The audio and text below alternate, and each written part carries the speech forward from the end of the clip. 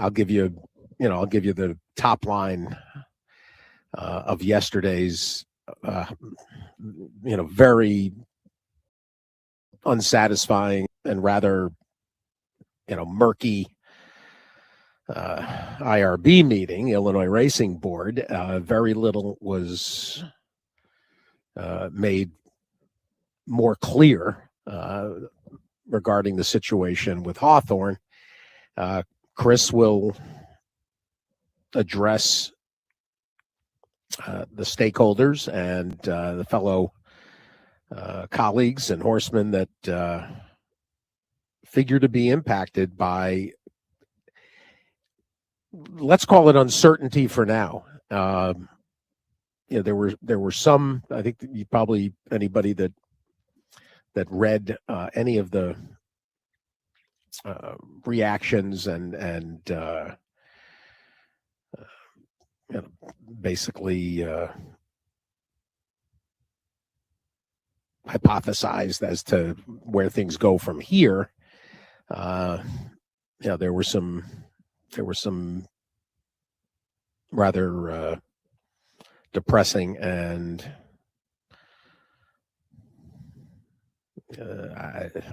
I can't even. As hard as it was for all of us to imagine no Arlington, there was plenty of hope and speculation and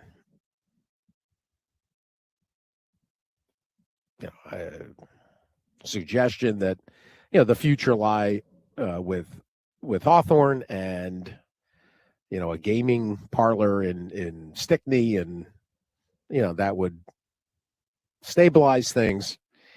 And instead, it's been 6 years of just disappointment and obfuscation, and I don't think for a minute that that the Careys and Hawthorne management have purposely tried to mislead about their intentions and the hopes for a gaming partner. But it's hard to be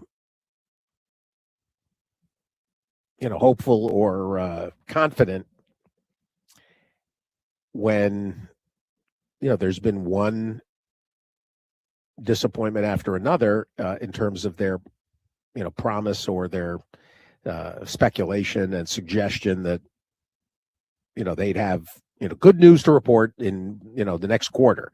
I mean, last year, in what was it, in September, when the Hawthorne 26 schedule was approved, the management at that time said that in the fourth quarter we'll have an announcement and we'll have the details of of the partner and of what we expect, and that just doesn't come. And we heard the same. Basically, you'll hear from Chris here shortly. The same, the same, potentially hollow and empty promise. And there's a lot of backstory here that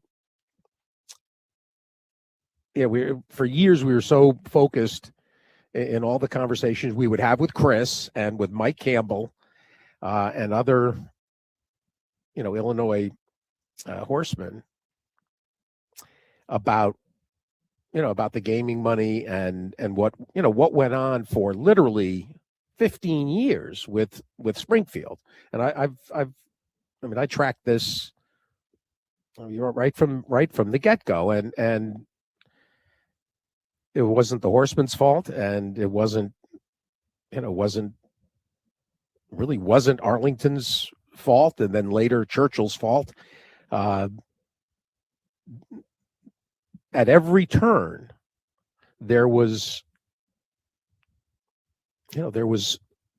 Lucy pulling the football out from under the Horsemen's interests in Chicagoland, and it was just amazing. I mean, starting with the riverboats, the money was always there. It was always going to be there. There was always going to be, and they just kept moving the goalpost.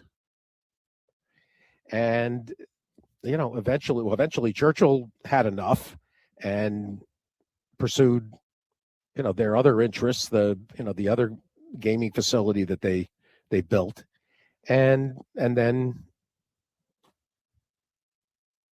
then what transpired with Arlington. But in the meantime, Hawthorne had the opportunity, not with just one license, by the way. Hawthorne has got 2 licenses that that have been basically held, and while the clock ticks away on standardbred and thoroughbred interests.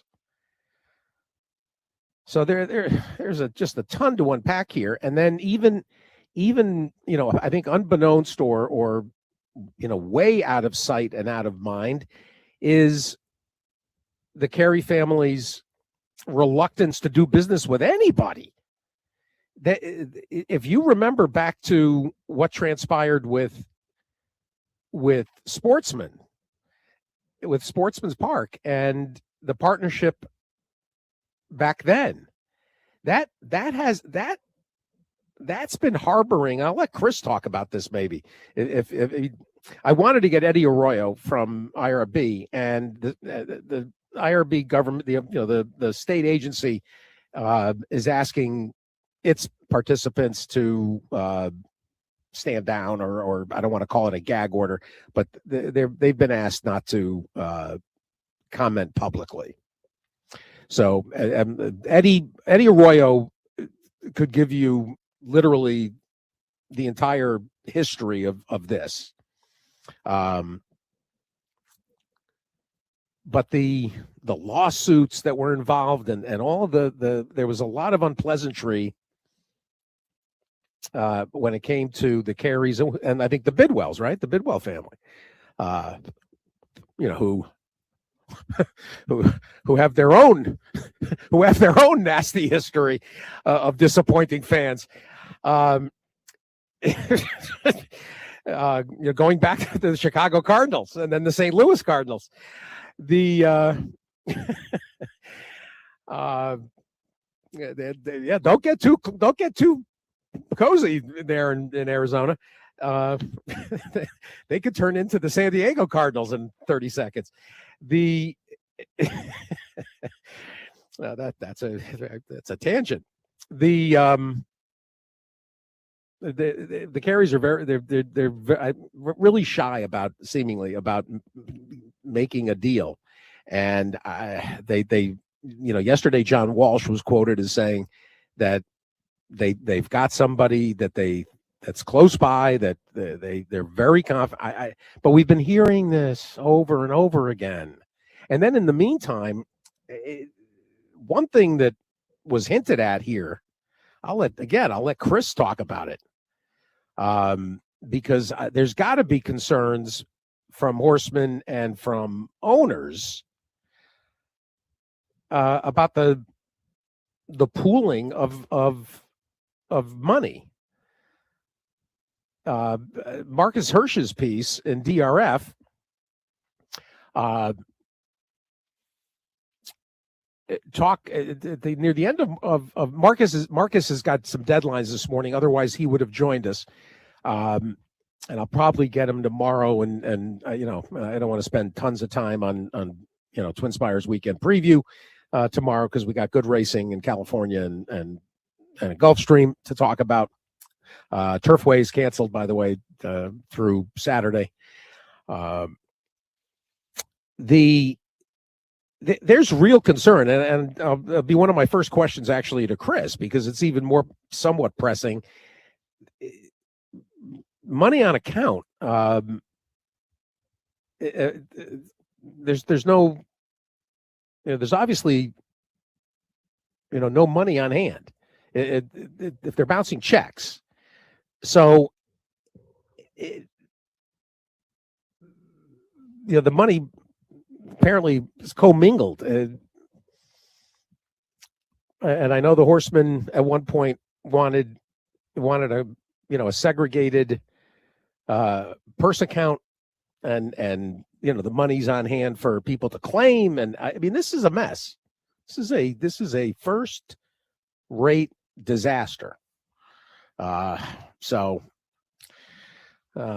really, and I mean, disheartening. The concept of no racing in Chicago is it's unimaginable, frankly. I mean, although it was unimaginable to not have racing in New England, and not, I mean, any major market that is lost is given history. But Chicagoland,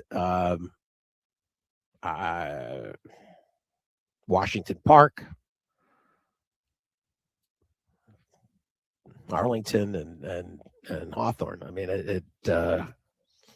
for those of you, I mean, Washington Park was as special as people talk about Arlington. Washington Park was a special place as well. There is some speculation, and there's been some movement apparently on the standardbred side. I don't keep as close a tabs on that as as we do thoroughbred, but there's some people that are trying to put something together to reboot something in the suburbs for a standardbred track. Anyway, but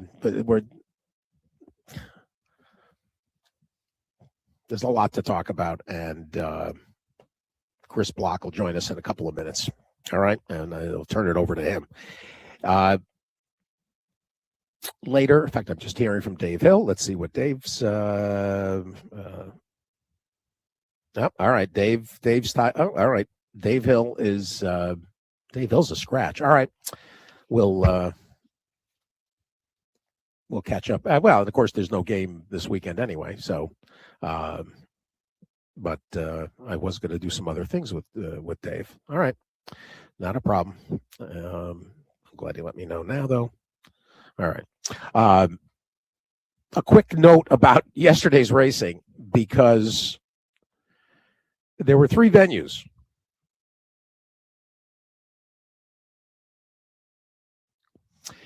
Delta Downs, Tampa, and Turf Paradise.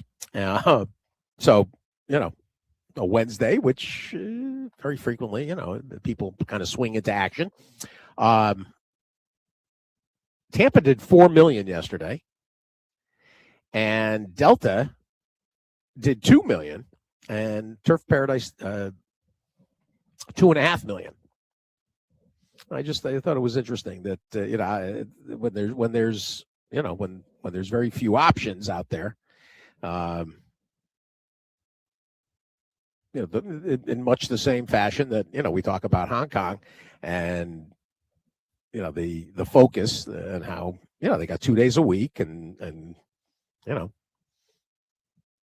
18 races basically a week, and the handle is outlandish. And I do hate the term less is more, but you do get the feeling that if there's a concentration, and look at Gulfstream Saturday, 45 million. And it was very good card, and ended up being challenging on top of nice size fields and high level stakes and everything else. So, but I did check those numbers, and there was one winner at Tampa yesterday that confounded. It was in the Seth offered that pick 3. And the first leg, you had the longest shot on the board. When I think it was the 7th, right? Yeah. Or actually, it wasn't the longest shot on the board. That might have been at Delta. But there was a 20-1 shot Eduardo Luces had a winner in the 7th. Tricky Tiger paid $41, and that kind of put the spurs to the late action. But Seth's man, Mike Denny, did win the nightcap. Of course, right? Well,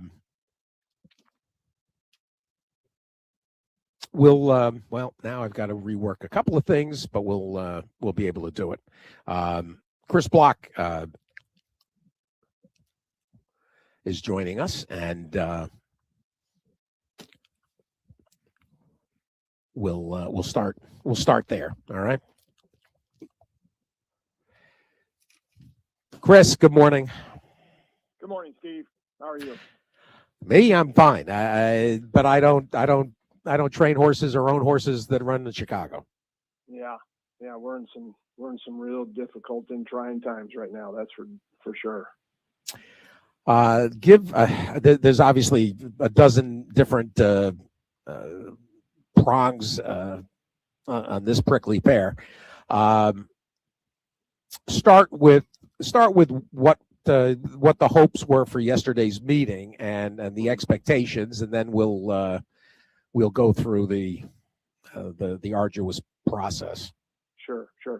So it was my understanding, along with my executive director, Dave McCaffrey, after meeting with Tim Carey and John Walsh last Thursday at their request, that Tim was going to be finally in front of the racing board, which I've been asking for over a year now, for monthly updates on where things were with Hawthorne and the potential building of the Racino and quote unquote, as Tim would tell you, I'm going to save Illinois horse racing. So I fully expect him to be there yesterday because he said he was going to be there. In that meeting that we had last Thursday, I thought it was a different Tim Carey because Tim's always been pretty upbeat, and I think he was always upbeat because he knew he could fund the purses through a bank that he has a very good relationship with. And he made it aware to us that the bank back in late December had called and said there would be no more funding of the purse account. And that's why we had this rash of bounced checks to the harness horsemen and to some of the thoroughbred horsemen. And that he was out trying to find another source through another bank to help cure that issue and also provide financing going forward for the rest of the harness meet and the thoroughbred meet. I didn't come away from that meeting feeling confident that he was going to get that done. He didn't give me that impression, but I thought it was good that he came to give us what I thought was a heads up. But then, made it clear that he was going to be there yesterday to answer some really tough questions from the racing board commissioners and chairman. And it was extremely, extremely disappointing to find out the day before from John Walsh that Tim would not be testifying. So, John has to his testimony yesterday, has said that he feels more confident than he ever has in a possible solution to this whole issue of not only funding the purses, but possibly finding a partner to help with the financing of the possible Racino. So John, in my opinion, is a really good guy, and he's told us this before, as Tim has. Tim has given us lots of optimism in the past and has never come through. So it's, as we wake up today, it's hard for us, our members and our industry to trust what was said yesterday at the Illinois Racing Board meeting, and rightfully so, because these deadlines have come and gone. And I mean, we can go back to the dates hearing in September where Tim testified that by the end of Q4, which would be at the end of this 2025, they were on the cusp of making a huge announcement. And when it came to a partner for the Racino, well, that I I was very dubious, and then he came back to the November meeting and re-upped that, said, we're close, and yet again I didn't believe it, and I was right, and nothing happened. So when John says this, I can understand people being very concerned that there's any truth to that, but I have a little different take on it. I think Hawthorne Park and the Carey family have got their backs to the wall as far as it could possibly be. There's a foot and a half in the grave, if you will, and maybe, just maybe, that they realize that they have to make a deal.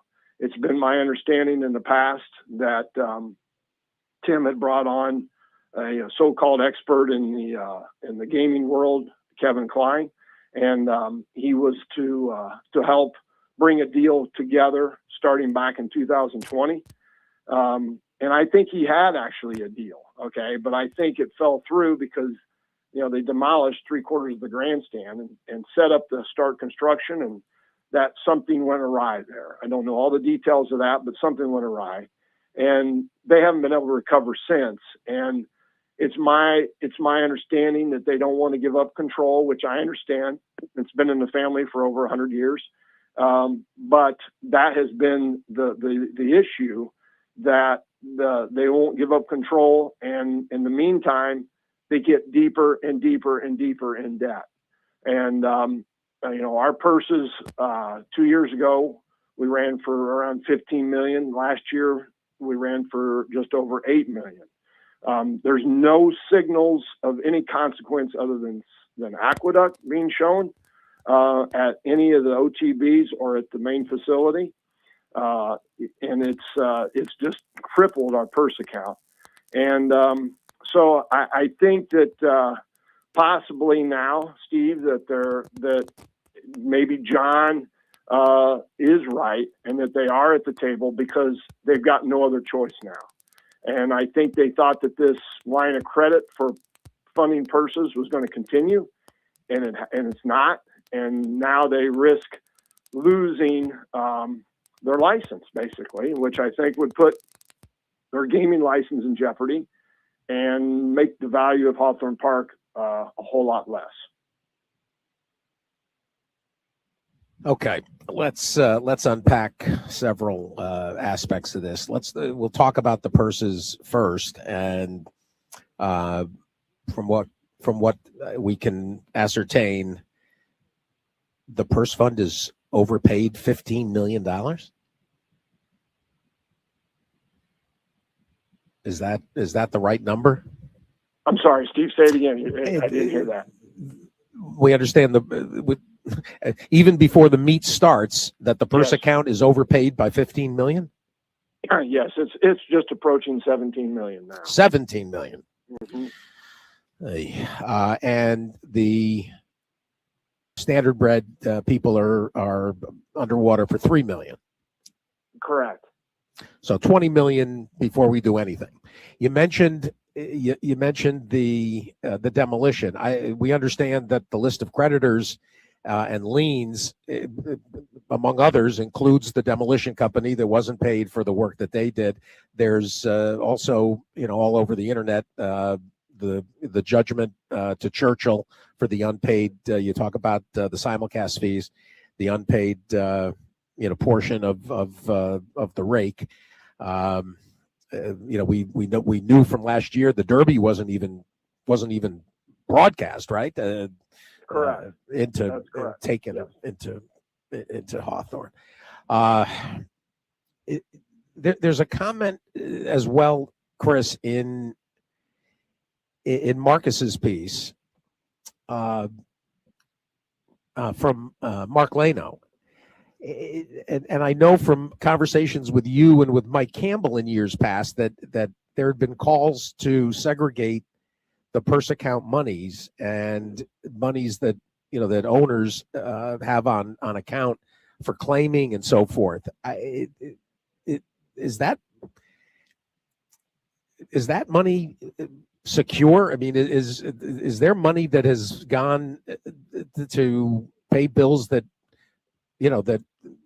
make it essentially, inappropriate or misappropriation? One would think so, Steve. Yes. And because the bookkeeper is closed. Okay. So you cannot even access Julie or Barb. They are the bookkeepers. They've been told to lock their door, don't answer the phone. So one would think, yes, that those monies that are in those accounts could possibly being used to pay. Well, as John Walsh testified yesterday, the only thing they're paying right now are the employees. Right. And he says a couple of the signals that they have up and running, which I can't imagine other than New York they'd be paying anything else. But yes, it looks that way. I'm hesitant to say that for sure, but all indications are that could be going on. Well, so I mean, you fold all this in, $20 million an overpaid purse. Then there's these judgments and liens, and whatever else has to be recalibrated. The obvious question here, because there's no February meeting, from what I could garner, I asked Eddie Arroyo to come on, and the state has asked IRB to not comment publicly. So they've got a gag. We're not going to get anything from them. What are horsemen supposed to do here, Chris? Because there's decisions to be made about where to stable, and what you're going to start. It's the end of January, and the meet's supposed to. You got what, March something, end of March. Correct. Yeah, so that's exactly my concern, Steve. As we rolled into, and let me back up. I always told our horsemen that everybody was every year that goes by, when's the casino going to happen? When's the casino going to happen? And we always had this feeling that this may never happen, but always we would think that this has got to happen, because our purse account is getting so far overpaid that the only way that Hawthorne can recoup that is to operate a racino. There is no other way that they can get that out of back. They can't recoup that unless there's a racino operating.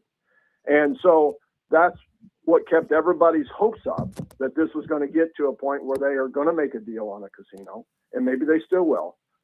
But no one thought we'd get to this day. I said last year to the horsemen, when they'd asked me what's the latest, I said, look, you guys, as long as they're paying purses, we should be just happy to go along, because they're overpaying it to this large amount. But I would check with the bookkeeper periodically to make sure there was monies in there to pay purses, and there always was. There was never a time where we were having a difficulty. But I said to everyone, the day that they can't pay purses is the day that we really, really are in deep, deep trouble. And that day came at the end of December. Unfortunately for the harness guys, and fortunately for us, we weren't, racing at that time. So we've, in a way, we've kind of gotten a heads up, if you will. And what I'm advising all the horsemen right now is to have a backup plan, because I know the core of our Illinois horsemen want to be at Hawthorne, and I totally understand that, including myself. But you need to have a backup plan, and that's what I'm telling any trainer that calls me wanting an update. I'm telling them to put in an application at another location, because according to what I'm hearing yesterday, it sounds like between February 15th and then March 1st, I think we're going to have an answer on the future of Hawthorne Park. I think John made that clear yesterday. It's a little hard to walk back what he said under testimony that, he's expecting to have an answer for us all by that time, because something has to happen, in John's words. So, and if it doesn't happen, then I think he's without him saying it, I think he's basically saying that's it. It's over. So I think that, am I advising what the horsemen to do right now is I'd have a backup plan, because this is extremely shaky, to say the least. I opened the show with a few, tried to paint a little bit of the background, and anybody that's been listening since 2005, between conversations with you and with Mike Campbell and with Brian Williamson. I mean, we've tracked this, Chris, for 20 years, essentially. And, it was always focused on Arlington, and then subsequently, what was ideally going to be, the stopgap opportunity for Hawthorne, and they looked to have a real future downstate, but yes, it's in Illinois, but not Chicago. And this situation, it's January 29th. You breed horses. Is anybody going to drop a foal in Illinois this foaling season? Yeah, so okay, so I can go back to 2022, Steve, and when we had the updates from Tim and Kevin Klein on where things were in the development of possibly getting to a deal of a casino and eventually a racino to rebuild, as Tim said, rebuild Illinois horse racing and breeding. And I want to be a big part of that, as he said to me. And as you know, my family's a huge breeder in Illinois. Yep. It was, those were words that I'd love to hear. But I told him, I said, if you wait a whole lot longer, there won't be an industry to save, Tim. You will not be an industry to save. Horsemen have to, and breeders have to plan out years in advance on what they're going to do with their breeding stock and where they're going to be with their racing stock. And so he's allowed it, and we've gotten to the point where there is nothing left. Okay, I mean, we had 600 horses on the backside last year. I look for that number if we do race, if we are lucky to pull this rabbit out of the hat, and we are be able to race, which I hope we do. I'm really concerned about the horse population, but as Jim Miller said yesterday, an announcement of a racino starting under construction, or even a temporary casino starting, will really invigorate the industry. And there might be more horses come here than what would not come here if there wasn't that announcement. But the breeding industry is basically it's basically done. I mean, last year, I think this past season, we had over just around 100 foals born in Illinois. My family, we've stuck with this with the hopes that this was going to eventually happen. And in the meantime, along with ourselves and other breeders, it's basically broken us. And it's extremely sad to think that a metropolitan area such as Chicago may, as Dave McCaffrey said yesterday, may have seen its last thoroughbred and harness race in Northern Illinois. I mean, that is a real possibility if something doesn't happen here soon. But to circle back to the breeding program, there isn't anything left of the breeding program. There's only a handful of horsemen that are still, and breeders that are still hanging in there, including our family, that's trying to make this happen. But my brother and I have been in numerous conversations over the last few weeks. Do we breed these mares or do we not? And because a lot of our mares are strictly made for Illinois. I mean, they're not good enough to produce a foal. I mean, every once in a while you get lucky and have one that can run on the Kentucky circuit at the higher level, but they're made for Illinois. And without Illinois, we're in trouble. And that goes for a lot of other breeders. So, when you told Tim this, I don't know how much he really understood of this as I tried to walk him through this over the last few years. But I said, eventually there'll be nothing left to save. And unfortunately, we're right there. There's nothing left to save. Well, and I mean, in addition to, to that, and it's slowed to a trickle for the most part. I mean, I think beside you and I suppose here and I mean, who else was, who else has even maintained, a small band, and I suppose, I when it comes to, I guess you have options, Chris. I mean, you operate in several parts of the mid-American racing, and I don't know, Minnesota and Iowa and Indiana. I mean, there's regional programs that people could adjust to, but much more importantly, the game, and I'll come back to standardbreds in a minute. Our game, you can't lose a marketplace like Chicago. It just doesn't. It's just ridiculous. We're in this position at all. Yeah, I mean, who would have ever thought that after battling for years to pass a gaming bill that would not only help the state of Illinois, but save the thoroughbred and standardbred industries that provide agricultural income for many thousands of people and the jobs that are related to it. And we battled for years in Springfield, Steve. You know that Yep. you were well aware of all that.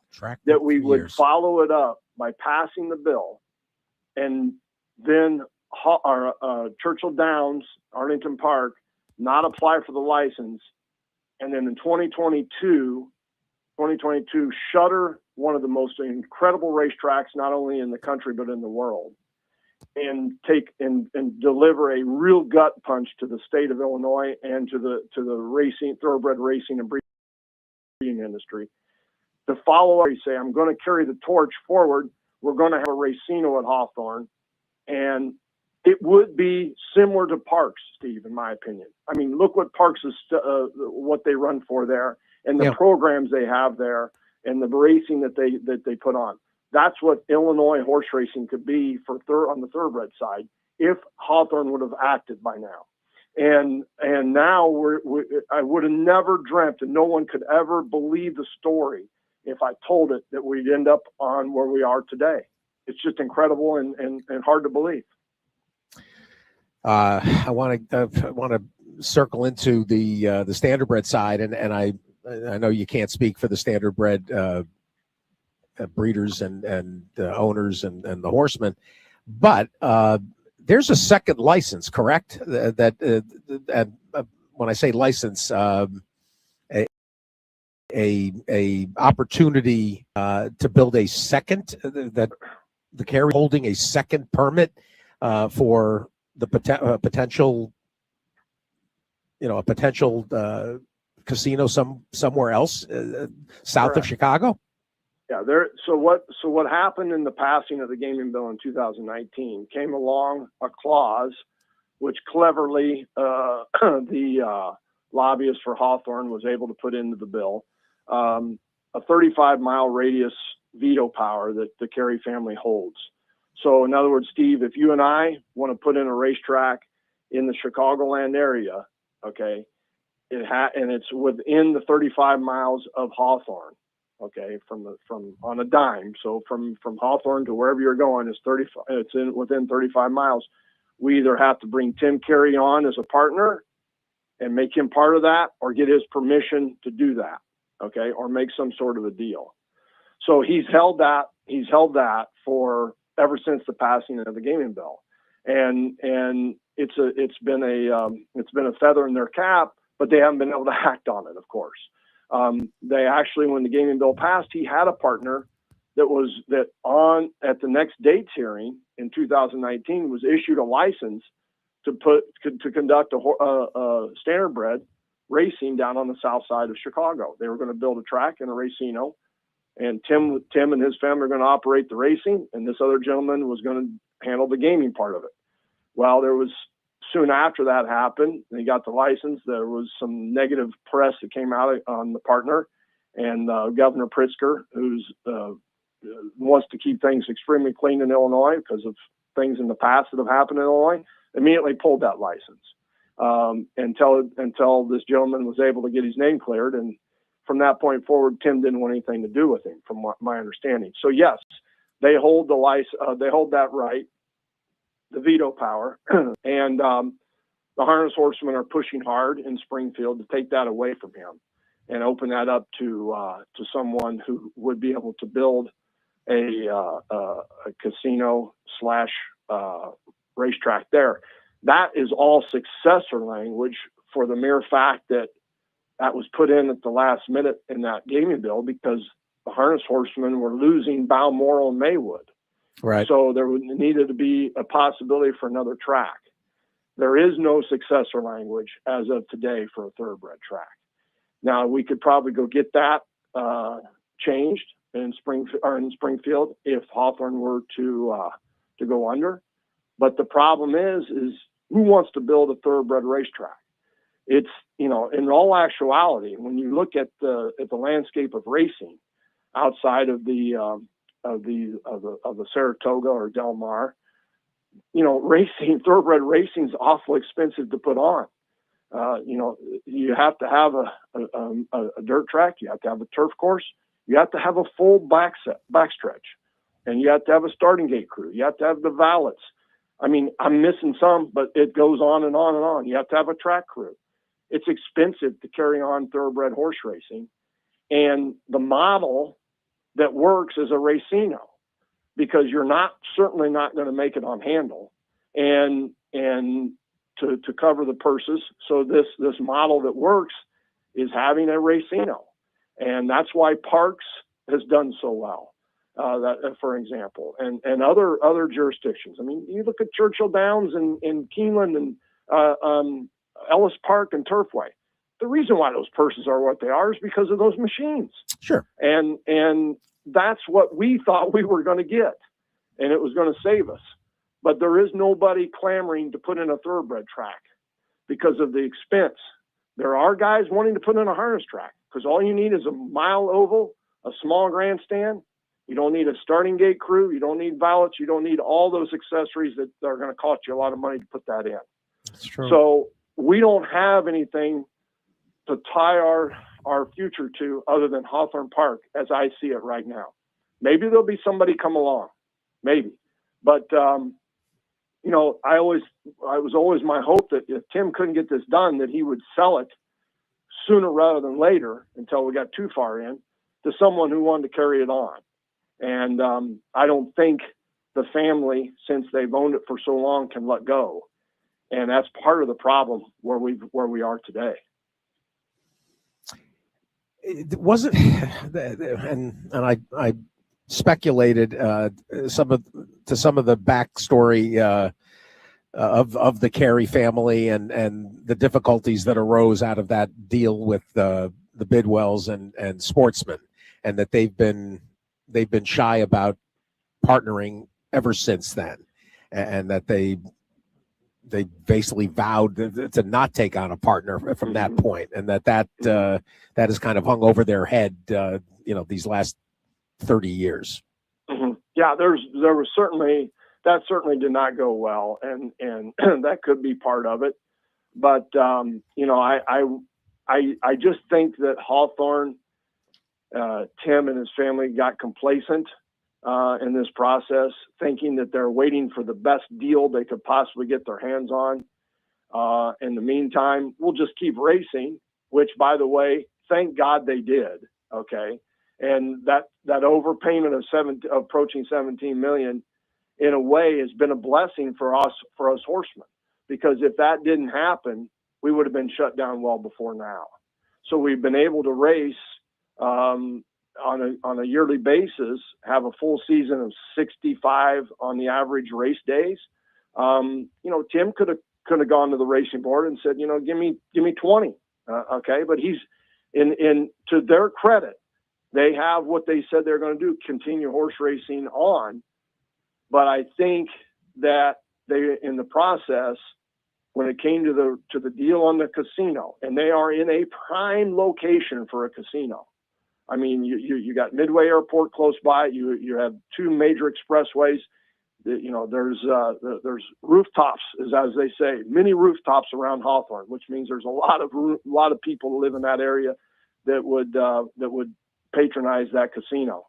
But I think they've waited too long to try to get the right deal, and in the process thought that they could fund the purse account, and then the banks said, no, we're not doing that anymore. And now I think they've gotten to their point where, I wouldn't have thought a good businessman would let that happen. Okay. But on the other hand, it's family. So I sort of sympathize a little bit with that. But in the meantime, he's brought an industry almost to its knees, and now it's up to them to help save it in the last hour. What will be the next steps, considering that there is no IRB meeting scheduled for February? Yeah, and that's remarkable, in my opinion, how there cannot be an IRB meeting in February. I guess there could always be an emergency meeting, which if there is no movement on the Hawthorne side to fund purses for the harness, the rest of their meat, or even what looks like our meat coming forward, I would think they'd have to have an emergency meeting. I was hoping yesterday that would be mentioned by maybe the chairman or someone on the executive director, DeShera, or somebody like that. But they didn't approach that, and I know they could probably have an emergency meeting, but that's where I think we are, Steve. We're within weeks here of an announcement of either we're going to be able to move forward. There's going to be, I'm just hypothesizing here, a deal that's come forward.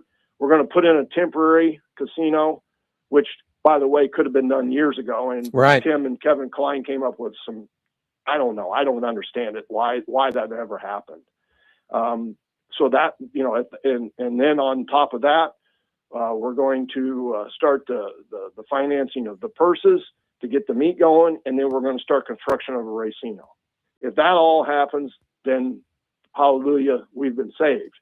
But if there is no movement by February 20th, okay, and some guys would say, well, why not the 16th? Because the last day of what's already now looks like a defunct harness meet is the 15th, that they'd be changing that track over to a thoroughbred track. In other words, laying the surface back down. Then I think that's a really bad sign of what is coming.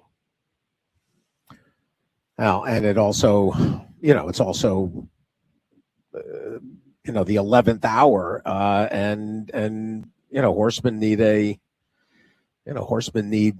plan, and for somebody like you or for Ravelli, you've got other housing and other shed rows to and circuits to utilize your stock, although your Illinois breds, I suppose, they're on an island, they're on an ice float under the scenario. So even frankly, Chris, even if the fat's pulled from the fire at the 11th hour, what kind of a meat can you expect to have the early portion? I mean, if horsemen make other arrangements and what kind of cards can be put together, how attractive of a wagering product is at your disposal. And by the way, speaking of the racing product,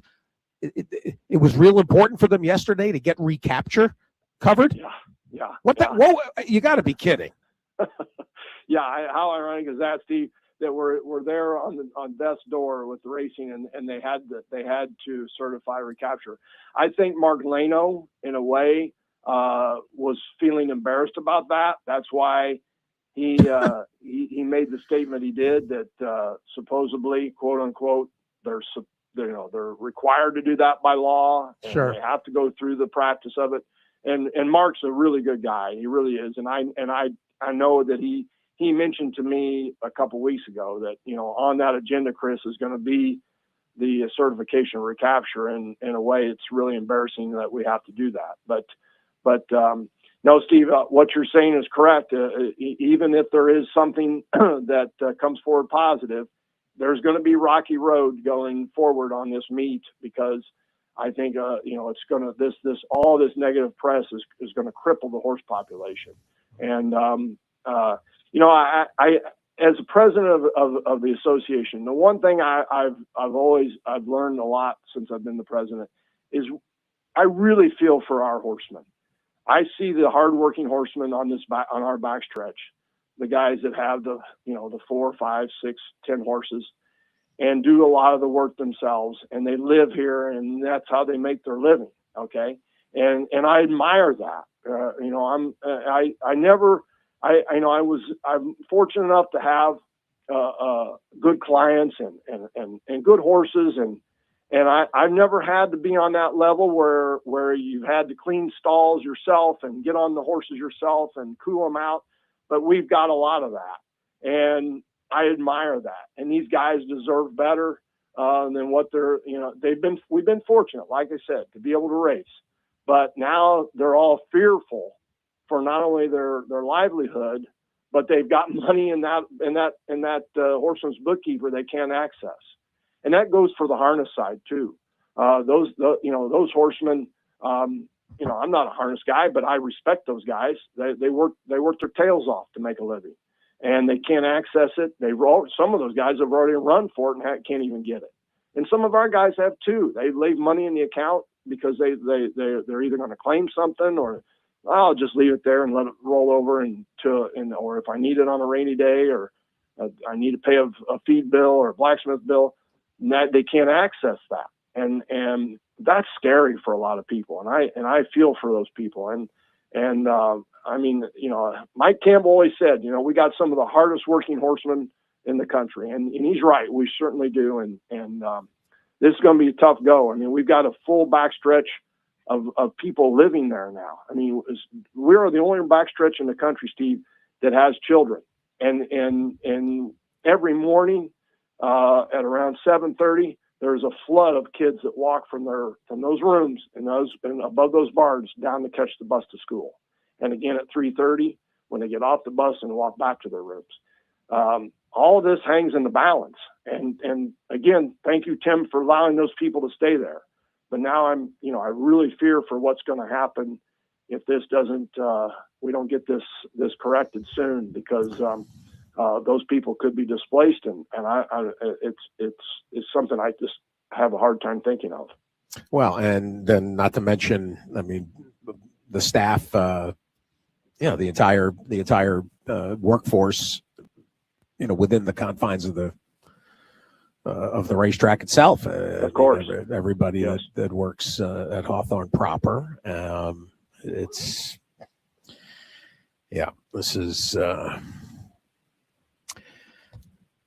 is not great, to say the least. Well, Chris, I appreciate the detailed information and responses, and we, that you've got open mic here to keep everybody informed, and I'm just kind of dumbstruck by this. It's that it got to this point. Well, Steve, let me say this. I appreciate over the years that you've kept up on this and brought it to light.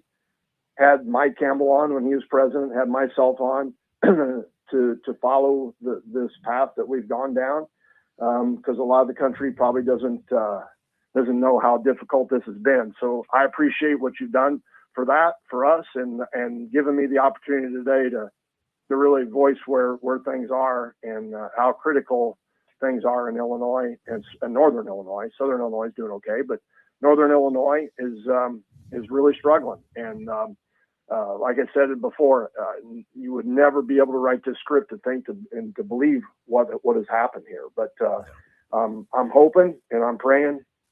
It's on my mind 24 hours a day that we have a real positive conclusion here. And I'm going to hope and pray that John Walsh is right, that by the 1st of March, things are going to be looking brighter. And that's all we can possibly do.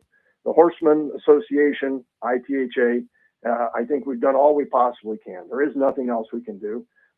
It's up to the Carey family to get this done. Well, one result that it was at least somewhat cheery. Won her last start. Yeah. winning the Jean Elizabeth stake, and that was a great way to go out.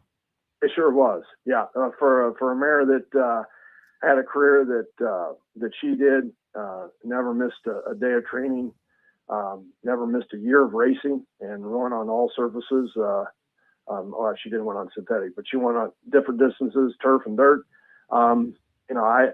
It was special to send her out a winner. So yeah, thanks for bringing that to light, Steve. That was she was really special to have in the barn.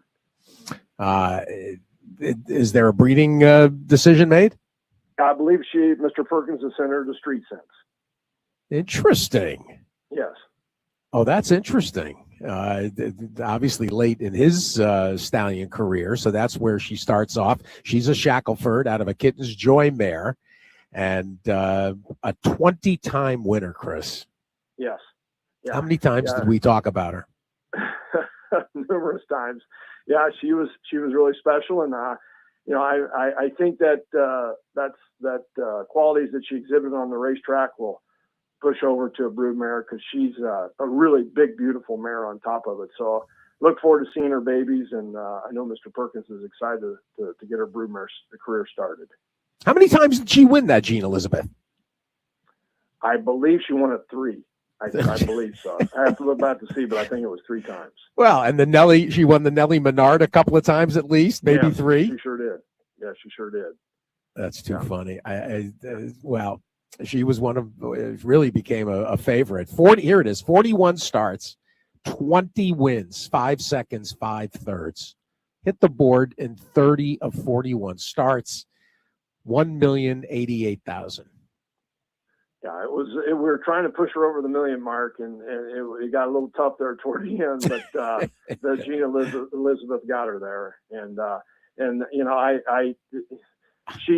we were contemplating retiring her after a 5-year-old season, but she was sound and doing real well at the time, so that's why we carried it in to Mr. Perkins for breeding her and putting her in our barn, and she was a lot of fun to have.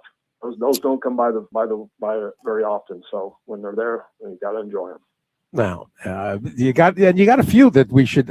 I'll quickly also slip in Moonlight, right? Who just ran maybe 2 weeks ago?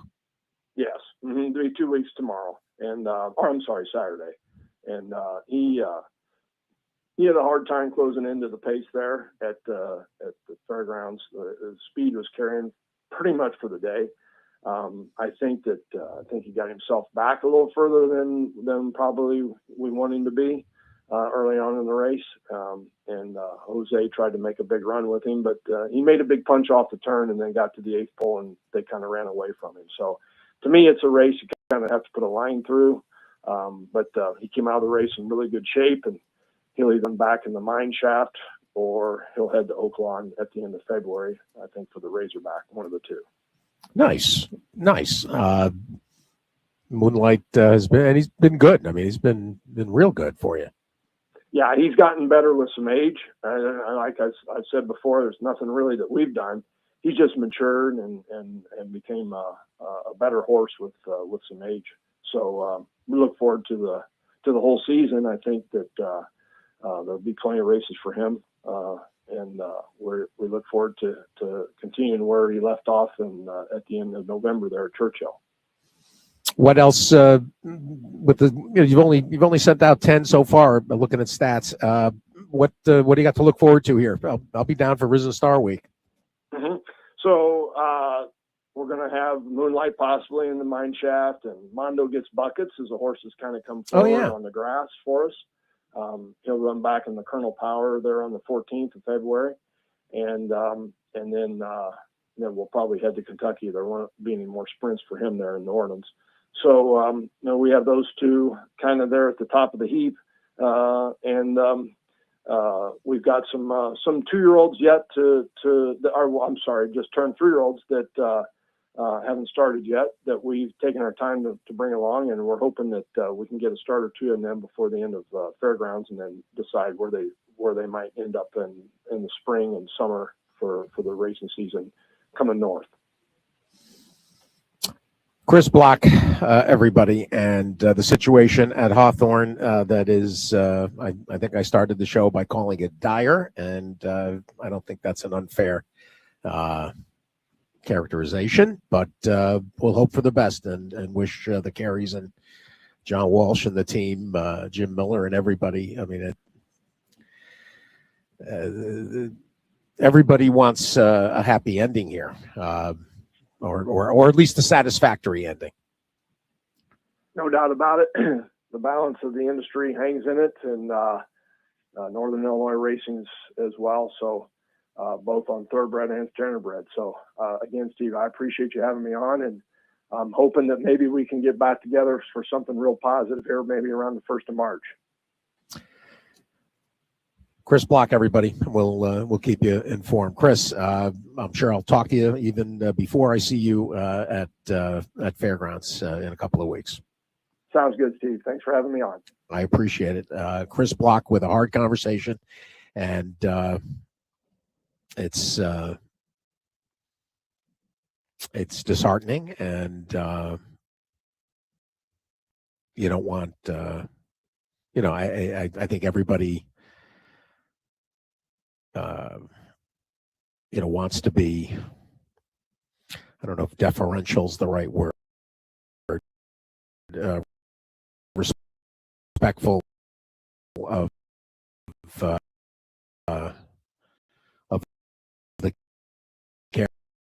Careys in this setting, because I'm sure they've got their hands on the, here. They're the horsemen are on the stakeholders are along for the ride to some degree. You can only react to what's happening around you. But it's unsettling, and Jim Corns actually is with us from Succeed. It is a Succeed Challenge Thursday, and Jim, I don't know if you're old enough now. I doubt you're old enough to have seen racing at Washington Park, but no, first of all, great to hear from Chris, and thank you again for shining light on this hard subject. But I spent good time in Illinois. I've raced at all the tracks, not Washington Park, Arlington, Balmoral, Hawthorne Sportsman's, and Fairmont. I've been to them all and raced at them all. So I feel for the horse people of Illinois, and I'm like Chris. We'll rub some lucky charms and say a prayer for things get rectified here in the correct way. Well, you listed almost all the options. You didn't include Maywood. Oh no! Did time at Maywood? Yes, the harness track. Yeah, and then good job. All right. Quarantine. We used to do quarantine at Maywood for horses to be imported or exported. So yeah, a couple cold nights there, boy. Let me tell you. So yeah. Speaking of cold, Maywood. Are you out of the weather yet, or are you going to Florida, or? No, we'll go to New Orleans next. Okay. In fact, what's today? Today's Thursday. So today's Thursday. 16 Challenge Thursday. Yes. 2 weeks from exactly. I just said that 2 weeks from yesterday. Right. Actually, so I take that back. I'll be the 10th. We go down to New Orleans on the 10th. There you go. So I'm speaking to you today from the cold confines of the hometown of Fawn Leibowitz. You like that yesterday?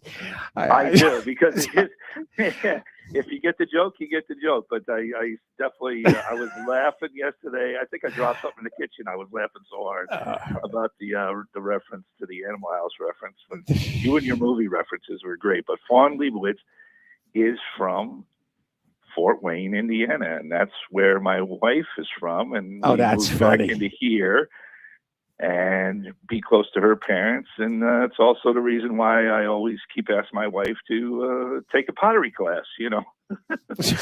Whoa, whoa, easy. I'm only joking. Come on, you got to have a laugh today. We've been crying already, so we got to have a laugh. Well, So. you know what? And I think I've maybe driven through Fort Wayne, but You've driven through everywhere. You kidding me? You're worse almost. than a trucker. You're unbelievable. Well, the place in Fort Wayne, or the institution in Fort Wayne, is WOWO, right? WOWO. Yeah, I'm still going. Yeah, still going. It used to be an extremely powerful radio station, like a WGY and others around the country. And WLW, the big one, 100,000 watt. Oh, the big one. There you go. Yeah, of course, 700 WLW. Of course, the Reds games. Come on, man. Well, WOWO was one of those grandfathered 100,000 watt powerhouses, and you could hear WOWO in like 36 states or something. Yeah, it's crazy, and they still very strong here. And you'd probably remember if you drove through, or if someone listening in the area or has been through Fort Wayne and in the WOWO range, their biggest thing is given the time and temperature off the WOWO fire escape, which is like today is probably about 5 below zero. But anyway, yeah, that's their tagline. So it's funny. It's funny where you go around the country and you meet a lot of these people, as you know, and you also meet or get to experience a lot of things, good things around the country, which is pretty cool. So there you go. So the next time you're on Jeopardy, Fawn Leibowitz is from Fort Wayne, Indiana. You need to know. So great. Okay. Well, Steve, come on now. Trivia time. Who was Fawn's roommate who ended up going out with Otter in Animal House? Well, at least for a few minutes. I'll give it to you. Shelley Dubinsky. Great job. Look at you. You're so good. It was a great movie. Come on, that was right in my high school years. That was so good. Otter. There was so many lines in that movie. Oh my God. Yeah, killed in an explosion. Yeah. Do you have 3 dates for my friends? Yeah. Do you mind if we dance with your dates? Well, that's the class. That's one of the greatest of all time. But when you were talking beers yesterday, what did they order in the nightclub? Carling, Black Label. But yeah, 4 Carlings. There you go. Yeah. Yep. So there we go. Hey, Mabel, another Black Label. Black Label, that's right. And I was a Schaefer guy when I grew up because of the Schaefer Beer Company that you mentioned yesterday actually had a brewery in downtown Albany. Right next to the railroad tracks, next to the bridge that crosses the Hudson River, and I actually watched them tear that down over the years. So wow. Albany was a big Schaefer town, and when a lot of grain and hops and everything else came through on the railroad. So obviously I had that kind of myself. Yeah, there you go. Yeah. Well, so the brewery used to be right downtown, right near where the RCA dog statue. Oh, that's funny. On top of it, yeah. Yeah, still there. The Leslie Knopf actually yesterday. Leslie sent me a note, and she also talked about Knickerbocker having a. That's a goal. I forgot about that. Having a brewery in Albany. There you go. That's right. Yeah, I actually have an old Knickerbocker beer crate somewhere, probably in storage or something. But yeah, so it was a great memory lane show there. And I appreciate the laugh because we need one today. So that was pretty good. So, and I'll throw in one more because it's sitting here. It's sitting actually in the outer office. I've got a Ballantine tray, a Ballantine beer tray. That's there you go, sitting over there somewhere. The blue with the 3 rings, right? The interlocking That's right, rings. Ballantine, right? Yeah, Ballantine, and I think yeah. Oh gosh, now you're going to get me going down memory lane with all those questions. We'll be telling Schultz and Dooley jokes from you. Well, I'll put up a picture later of Schultz and Dooley that's on my shelf. You kidding me? Well, all right. If we're going to talk Utica Club, since Utica Club has come up. Okay. Now I'm from upstate. I'm from the area, as you know. So yeah, and I went to school in Herkimer too. So and my sister went to college in Utica for a little bit. So go ahead. Yeah. Tell me.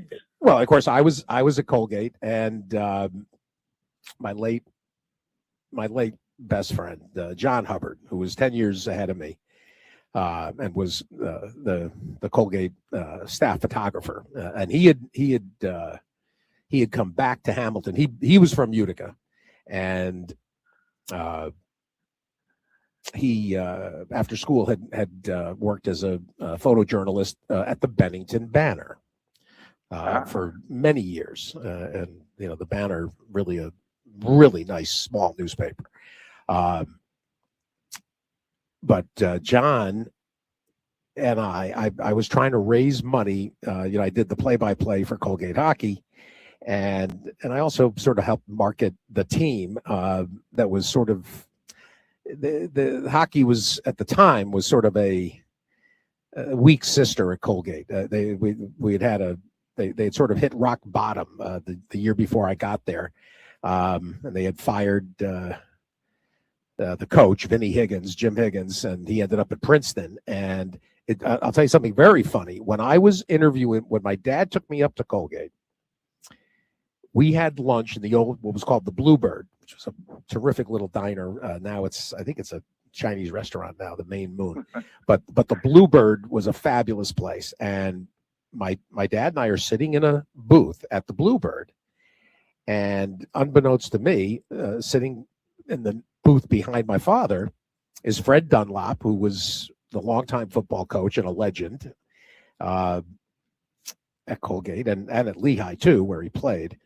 And he's interviewing Terry Slater, who at the time was the coach of the Cincinnati Stingers in the WHA, and they end up hiring Terry Slater. But my father said to me, behind us, they're interviewing for the hockey coach job.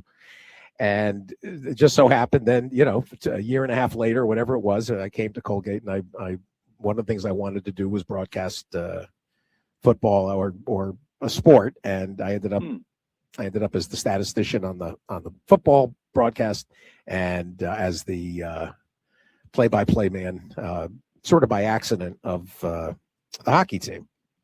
But I was trying to call, man. I don't know how you do that. That's tough. It's tough to call. I sort of fell into it because I would travel on the team bus, and the season had started, and we had to go up to New Hampshire and Vermont for a weekend. And I used to go on the bus with the team, and the guys that were broadcasting, they would drive up themselves separately. So the Mark Herr, Dave DiNardo, and either Jim Joyce or whoever it was, whoever the guys were at the time, I'm going to forget who. Their car breaks down. Mark had a shitty old Volkswagen Beetle, and they break down. No, Steve, not good. No.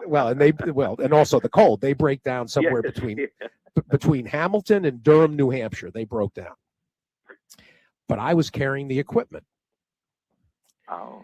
So I called the studio. I said, I set up the equipment, and I called the studio. I said, Mark's not here. They said, no, they called. They broke down. They said, go ahead and can you do the game? And I'm like, well, okay, all right. So opportunity not exactly. You thrust into the limelight, but I also needed somebody. I needed somebody to sit in. So the third goalie at the time was a guy by the name of Drew Schaefer, whom they called Suggs. And wonder why. That's a good one. Suggs wasn't dressing. He was the third goalie. The Terry McSweeney from Boston was goalie one. Guy Lemont from Val-d'Or, Quebec. Guy was a freshman, and he was the backup. So I go to Suggs. I said, Drew, I'm going to do the game. Can you sit in with me and do color? And he's like, yeah, but I just smoked a joint. He was so stoned. I wish I had a tape of this because it was so funny. He was so ridiculous and irreverent, at least for the first two periods. and we had so much fun. And I remember at one point I turned to him for a comment, and he was like looking up at the rink at Durham, and he was looking at the rafters, and he said, Steve, this place is wood. It's all wood. If somebody dropped a match, it would go up like a tinderbox. Yeah, that's what you need to hear. Good color, man. Yeah, and I'm in hysterics. It was so funny. Well, I'll tell you who was on that team, because this movie just dropped, I think yesterday on Netflix, right? The new documentary about the Olympic hockey team. Oh, okay, good. There's one to add to my They list. say it. Well, Micah Ruzioni says it's the best thing that's been done about the team. Good. That New Hampshire team, and this is right before New Hampshire and a few other teams started Hockey East. They were still in the ECAC at the time, and this was the team that they had that I think had won the national championship or lost to BU with Jim Craig and everybody maybe the year before. But Francis, Cox, Roy, and Gould, they had this famous anchor of stars, and which one of them? One of them was the last kid cut from the 1980 team. I want to say it was Cox, but I'm not sure. Anyway, that was my introduction to doing Colgate play-by-play hockey. And it's funny, Steve. Yeah. It's funny. You're still carrying the radio equipment, no matter what you do. That's a good point. Actually, you're right. That's a very good point. It's much smaller. It's much smaller these days than what we used to schlep around. It's too funny. Anyway, so this is all a roundabout way to tell you how I got to John Hubbard and I go to Utica to go see the people at FX Matt Brewing. And oh gosh, yeah, the Matt family. And they gave me, I told them I wanted to raise money to distribute schedules, and they would be the sponsor of the broadcast and all this. And they gave me, I think they gave us $1,000 or $1,500 or something. We also got to go see Pete Noyes, who was a Deke, a fellow Colgate Deke at Oneida Silversmiths, the Noyes family. And Pete gave us some money too. But anyway, so Hubs then says, "Come on, we're going to go on the. Have you ever gone on the tour?" The beer and tour. I had never the brewery tour at Utica Club. Yes, yeah, that was a long time ago. But yeah, Matt's, yep, definitely. They walk you through the place, and then you end up in that really cool tap room at the end, and everybody's supposed to get a beer. Well, John and I got more than one beer. I honest to God, Jim, I don't know how we got home. I paralyzed. It's unbelievable because after we stumbled out of the tap room, we ended up, in one of those classic Utica, like a Blarney Rock kind of a joint. Oh God! Geez, oh my God! And then we had more. I mean, I wish John.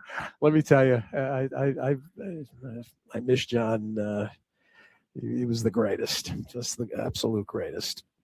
It's probably it's funny because you do frequent some places and then the stories all kind of mingle together. But yeah, so I did the tour and probably some of those night spots in Utica back in the day. I might still have a tab in some of them. I don't know, but yeah, good memories. That's for sure. That's unbelievable. I love it. Well, we absolutely blew the turn, Jim. Well, yeah, we were talking about Chicago. I remember the old Phil Georgieff call when I was at Sportsman one time. The horse went in the first turn and bolted. That was a bull ring, Sportsman's. The turns were banked and everything else. And I'm sure a lot of fans will remember Phil Georgieff's calls, and I'm sure he did it more than once. But horse on the outside bolted out on the turn. Oh, he's headed for Laramie Avenue, which was right outside the fence. And I mean, I've seen horses hit the fence at Sportsman's back in the day. So, yeah, there was a lot of flashbacks happening when from my Chicago times. Let's put it that way. Well, and sportsmen's had a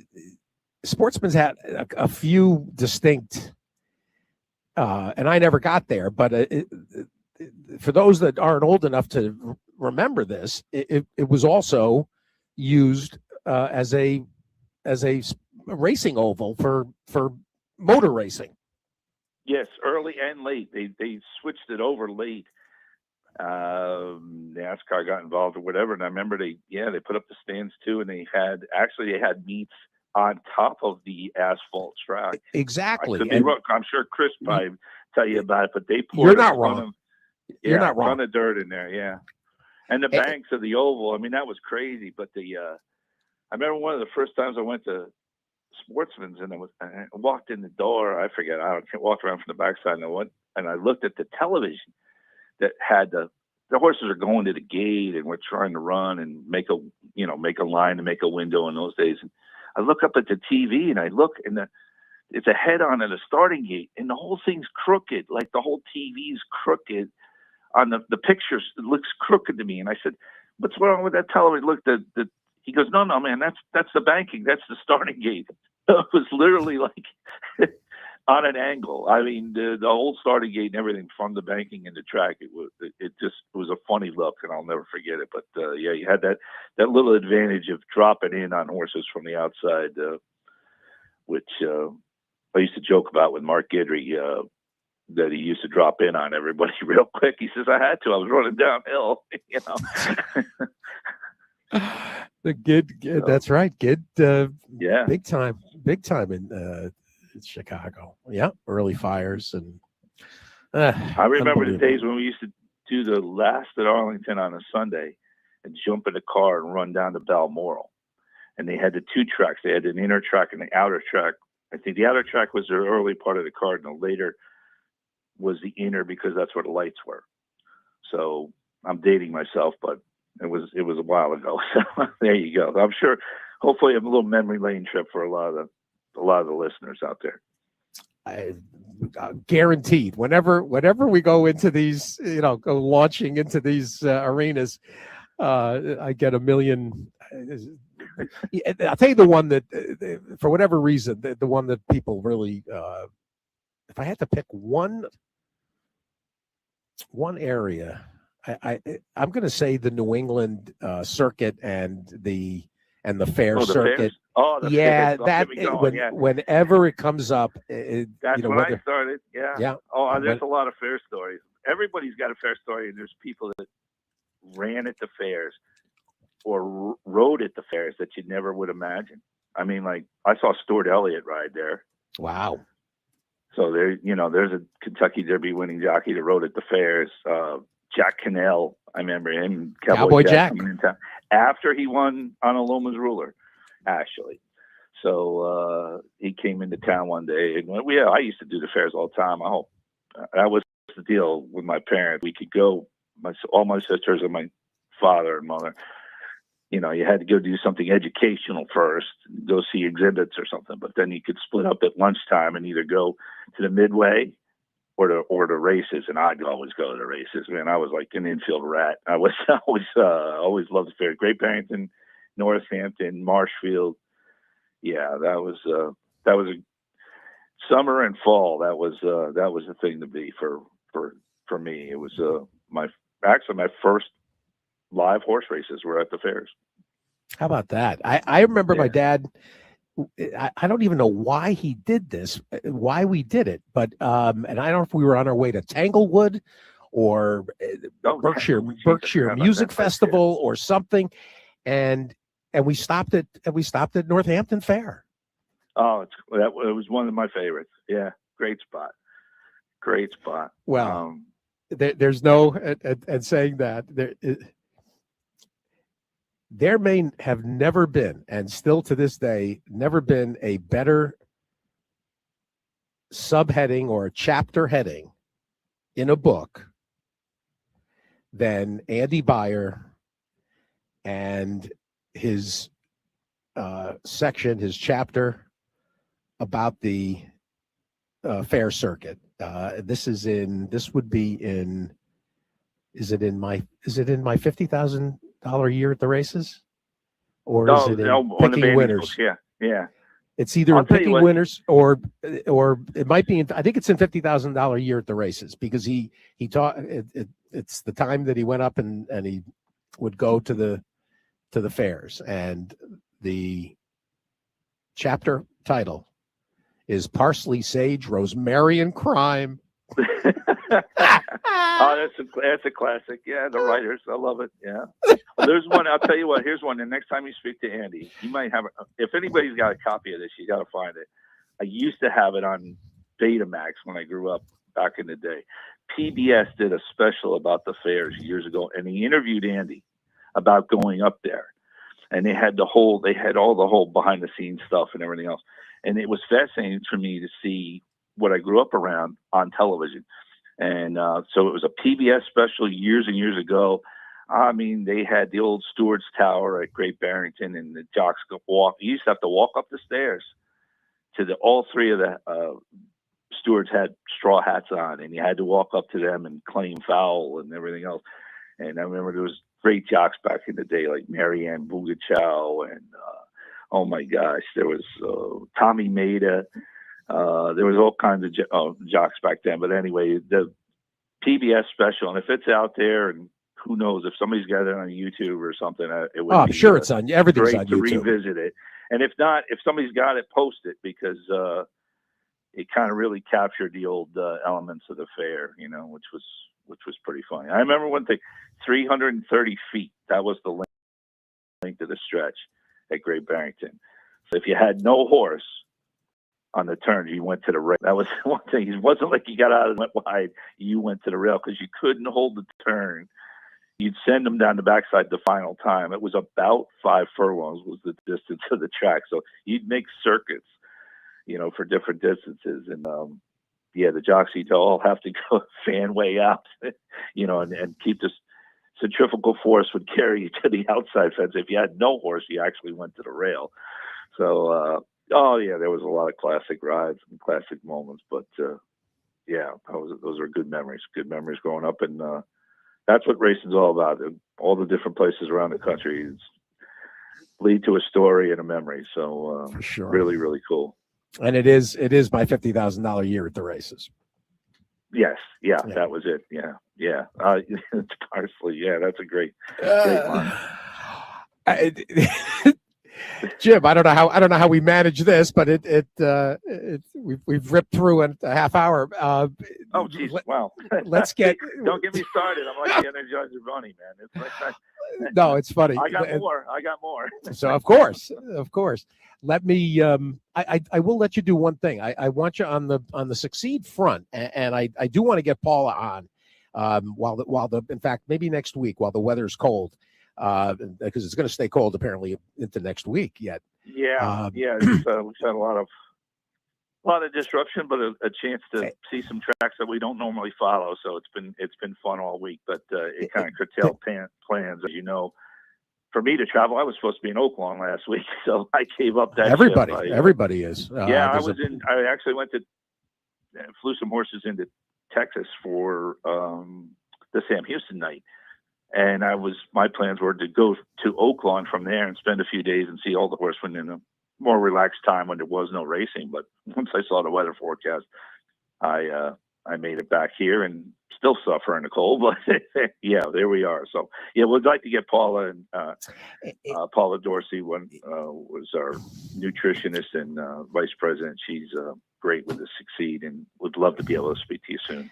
Well, and specifically the challenges, and this is something over the years we've talked about when Dr. Allday has been on with Horse Health Today. We've talked about the needs of the nutrition, how nutrition needs change with the seasons, and in the summer, in the heat, and there's certain feed companies, their summer feed is their formulation, or a certain formulation is summer feed, specifically geared because of the hot temperatures. And in the winter, for horses to basically keep themselves warm, they don't mind the cold. They'd much rather be cool and cold than hot. Right. They need that well, we used to joke, you need the feed for the furnace in the wintertime for them to stay warm. But it different climates, different nutritional challenges. I'm sure Paula would talk a little bit more about that, but I think you're also hinting on one that I'm seeing right now is hoof growth. This is the time of year, and in a lot of the climates, the horses aren't necessarily producing as much hoof growth as they would in the springtime, summertime, warmer climates. Sure. But now the challenges come, the feet are sometimes drier. If you can address it, and this is where Succeed can really help, is with that hindgut health and the absorption of the amino acids, the carbohydrates, the vitamins, and the nutrition. That's why it's important to have the hindgut balanced, and that's what Succeed does. It works on the whole gastrointestinal system, but the hindgut health is really great with the all-natural ingredients, and that's what helps your horse with the biotin and other things produce prominent hoof growth. So, if you got those quarter cracks, the dry, brittle feet, we're trying to eliminate the peaks and valleys of that. If you're on Succeed, it really helps you. And a lot of the farriers and blacksmiths across the country are in it. And actually, Succeed's going to be at the National Farriers Conference in Newport and Cincinnati, beginning part of February, and to speak to actually a lot of the farriers, because they recommend it to a lot of their clients and their horses to maintain good hoof health throughout the year. The convention is in Newport? Yeah, Cincinnati, and I think it's across the river in Newport Convention Center. So I know that's your old stomping ground. Newport, I didn't realize Newport had a convention center. Well, whatever, maybe a hotel. I forget. That's amazing. No, it's Sorry, fabulous. I don't have the details right in front of me, but I know it's a couple days. Last year was in St. Louis. This year it's in Cincinnati, and I think it's across the river. And I was kind of planning on a turfway stop too, and swing through there and see everybody. So, Newport, yeah, Newport is, well, there's some stories. There's some stories we're not going to tell on the radio. And those of you in the tri-state area, you know who you are. That to be remain nameless, right? Well, Newport. For those that don't know, that was Newport was Las Vegas before Las Vegas, and that's right. Just the way Hot Springs is what it is. Newport, and the craziest thing about Newport and how it got shut down was the prosecutor from Cincinnati, Simon Lees, somehow from across the river shut down Newport. But there was open table games. There was you wouldn't believe. Oh my God, you would not. I got there right at the tail end as I got to Cincinnati in '82, and I believe me, I'm very proud that I was able to at least see the vestiges of what Newport had to offer. True meaning, right? Yeah. Yeah. At least. Okay, you've gotten me in enough trouble. Come on. Don't blame me. Unbelievable. Jim Corns, everybody, and so where's our Succeed Challenge? Yeah, where are we doing it? We're going to have a little fun today, Steve. We've had some laughs. We've had some bad news. We've had some laughs. Let's help out the little guy and racing, and that's really the backbone of racing. Is all the small tracks, all the claimers, the guys who muck the stalls themselves and gallop their own and whatever. I want to help, and Succeed wants to help all the horses, but let's help the horsemen too. How about we know this track's going to run today, Turf Paradise. Let's go down to Arizona. The sixth race today is a $4,000 claimer, and I want to reward these the men and women to help put on the show. So I will let's give a Succeed challenge to the second place finisher in the sixth race at I almost said Hawthorne, Turf Paradise. going 4.5 furlongs. I enjoyed watching the races yesterday from Turf Paradise. So let's give away a challenge there in the 6th race. And then there's some names you might recognize. Different trainers and whatnot are on the cards, and riders too. Kevin Krieger, here's a good one. Kevin Krieger, who is riding, and Frank Alvarado, and there's all kinds. Mojica. There's some good riders out there that For sure. for everybody can follow. So what's the? Here's a trivia question for you, Steve. How about Kevin Krieger? What was his big horse? He actually won. Golden Sense. $2 million race. Golden Sense came up. There you go. You're not putting that pork chop past. Okay, so he ran in the Derby. Kevin Krieger did a Derby and Preakness. He's ridden in big races. He won the Santa Anita Derby. But what was his other $1 million race winner? Beside Golden Sense, you mean? No, it was Golden Sense. But what race was it? He won the Breeders' $1 million Cup? race. But it wasn't a grade one. It's not a grade one. The Dirt Mile, you mean? What was it? The Dirt Mile? What do you? No. Kevin Krieger rode Golden Sense. Won this race. It's $1 million. Well, it would have been. They won the Delta Jackpot. Does that count? There you go. See, there you're up on your stuff. Who needs Equibase, Steve? We got you. Well, Krieger. Well, because Kevin came up the other day with who was it? Was it with Justin Evans? I think it was with Justin Evans the other day. Okay. Yeah. Good riders, man. Good riders with a lot of horse history to them. So it's always fun to watch. And I enjoy looking at the breeding angles. I saw one yesterday at Turf Paradise. Horse he ran 3rd. I watched him, played him a little bit, ran 3rd. How about this one? Curling out of Indian Blessing. Oh, sure. Wow. Yeah. Got claimed 10,000. Still a whole horse. So I was like, wow, that's cool. That is. Well, that's the Earnhardts, right? That was the Hal and Patty Earnhardt. Yeah, they still owned them. They lost them yesterday. So how about that? Whatever. So somebody got a nice horse, whole horse, for claiming price, and there you go. I actually called up the old exercise rider of Indian Blessing, who used to work for Bob Afford, as a friend of mine in California, and Indian Blessing came to Dubai when I was in Dubai, and we made friends and still are friends. And I told her, I says, hey, one of your babies is running at Turf Paradise today. So we had a laugh and went down memory lane there too. So yeah, these cards and the smaller tracks, and I'm so happy for Turf Paradise because it's a great place. And I'm happy that they're kind of winding things, getting things back going again, and really, really happy. Because it was a big track when I grew up in Capital OTB and other things, the TV channels back in the day. They used to show a lot of Turf Paradise, so I've always had a following for it, and a lot of good horses will come out of there. So. Well, for sure, and a lot of great horsemen, including Richard Hazelton, and I mean, there's no shortage of on that front. Here's my one. One is the poor man's John Henry, as they called him. Zany Tactics. Remember him? Oh, wow. Yeah. And here's, I'll even go one further. Look at you. Zany Tactics. Yeah. How about that? He was super fast. Broke the world record. I think he ran. I know.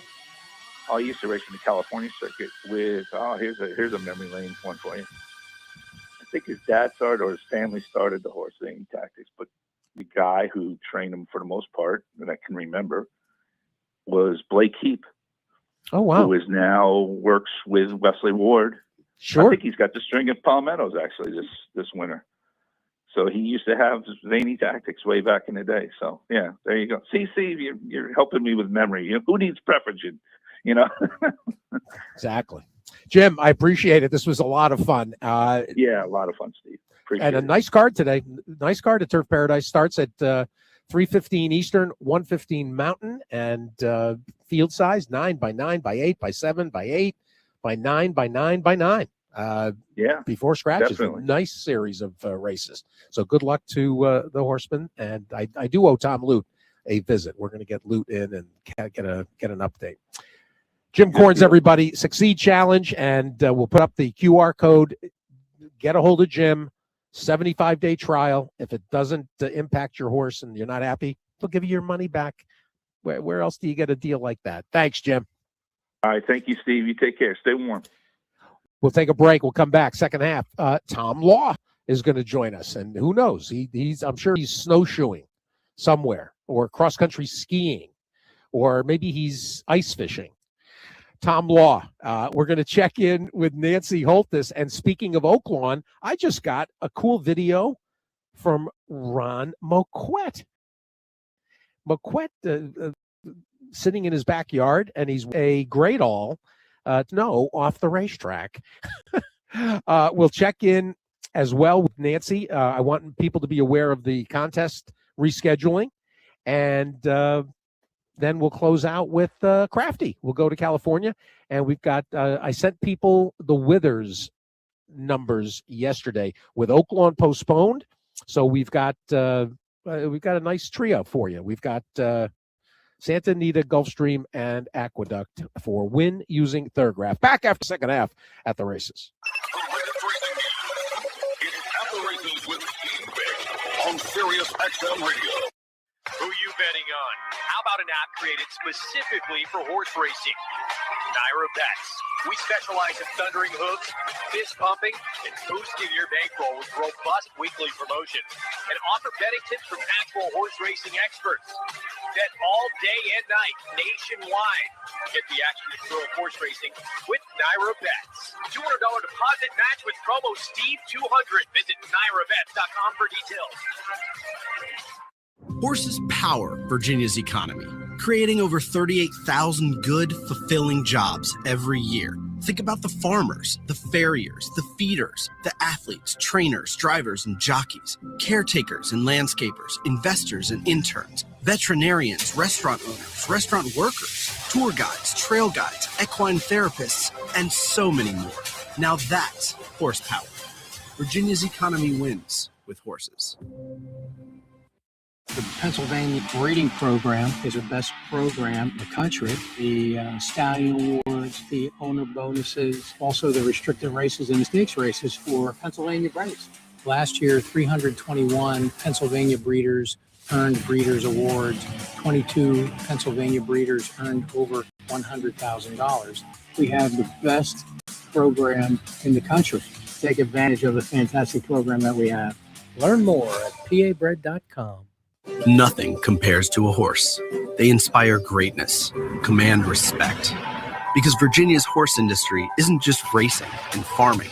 It's built on the skills, labors, and passions of dedicated people working in every industry throughout our state. Horses fuel the economy, create jobs, support thousands of families, and even make dreams come true. Virginia's economy wins with horses. Find out more at virginiahorseracing.com. Sirius XM Sports presents At the Races with Steve Byk. Horse racing, handicapping, interviews. This is At the Races with Steve Byk.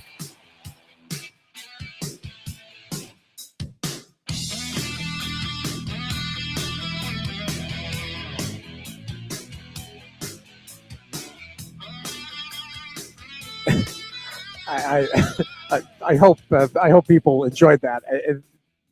Just impossible around here not to not to go down, as Jim just said. He said, "Sorry to go down the rabbit hole."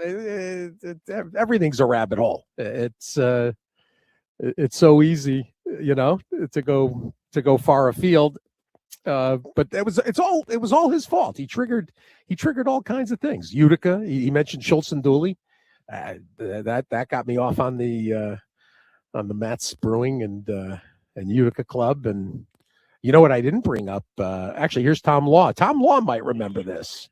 Speaking my language there. Where'd you go to school? Huh? Did we lose Tom? No. Is Tom there? No, he's gone. I can hear the faint crackle of something. Get him back, Brian. There he is. Yes? No.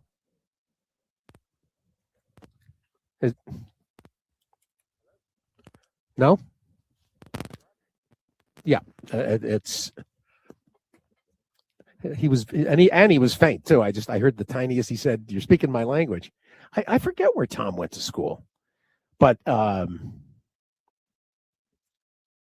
when so I was there 78 to 82. Matt's had the greatest. I think I've mentioned this once or twice ever. The beer ball. Remember the Matt's beer ball? It was a plastic. It was a plastic ball, about the size of a beach ball, and it came in a box. You'd pack the box with ice, and you could take it anywhere. It was and it had this little spigot, a simple like a simple, and you'd pump it. There's Tom Law. Tommy? The best. Are you talking about a Matt's beer ball? Yes. Oh, my days at SUNY Cortland, I can relate. Sometimes we didn't have a tap, so what we would, of course, we would do is knife and just cut a big hole in the top and just dip your cups right in. And that's state school. You have a ton of money, so we're not going to buy a tap when we have a knife. The tap. I thought did they sell the tap separately? Yeah, I think so. With it, I think now they have some new mini kegs and new beer balls if they may have them. But yeah, we had regular taps, of course, for the metal kegs. Of course, you had to have those. So. Yeah. The quarter barrel, the half barrel, we had all those. So yeah, we had the bases covered there at Cortland for sure when I was in school. Well, did you guys have?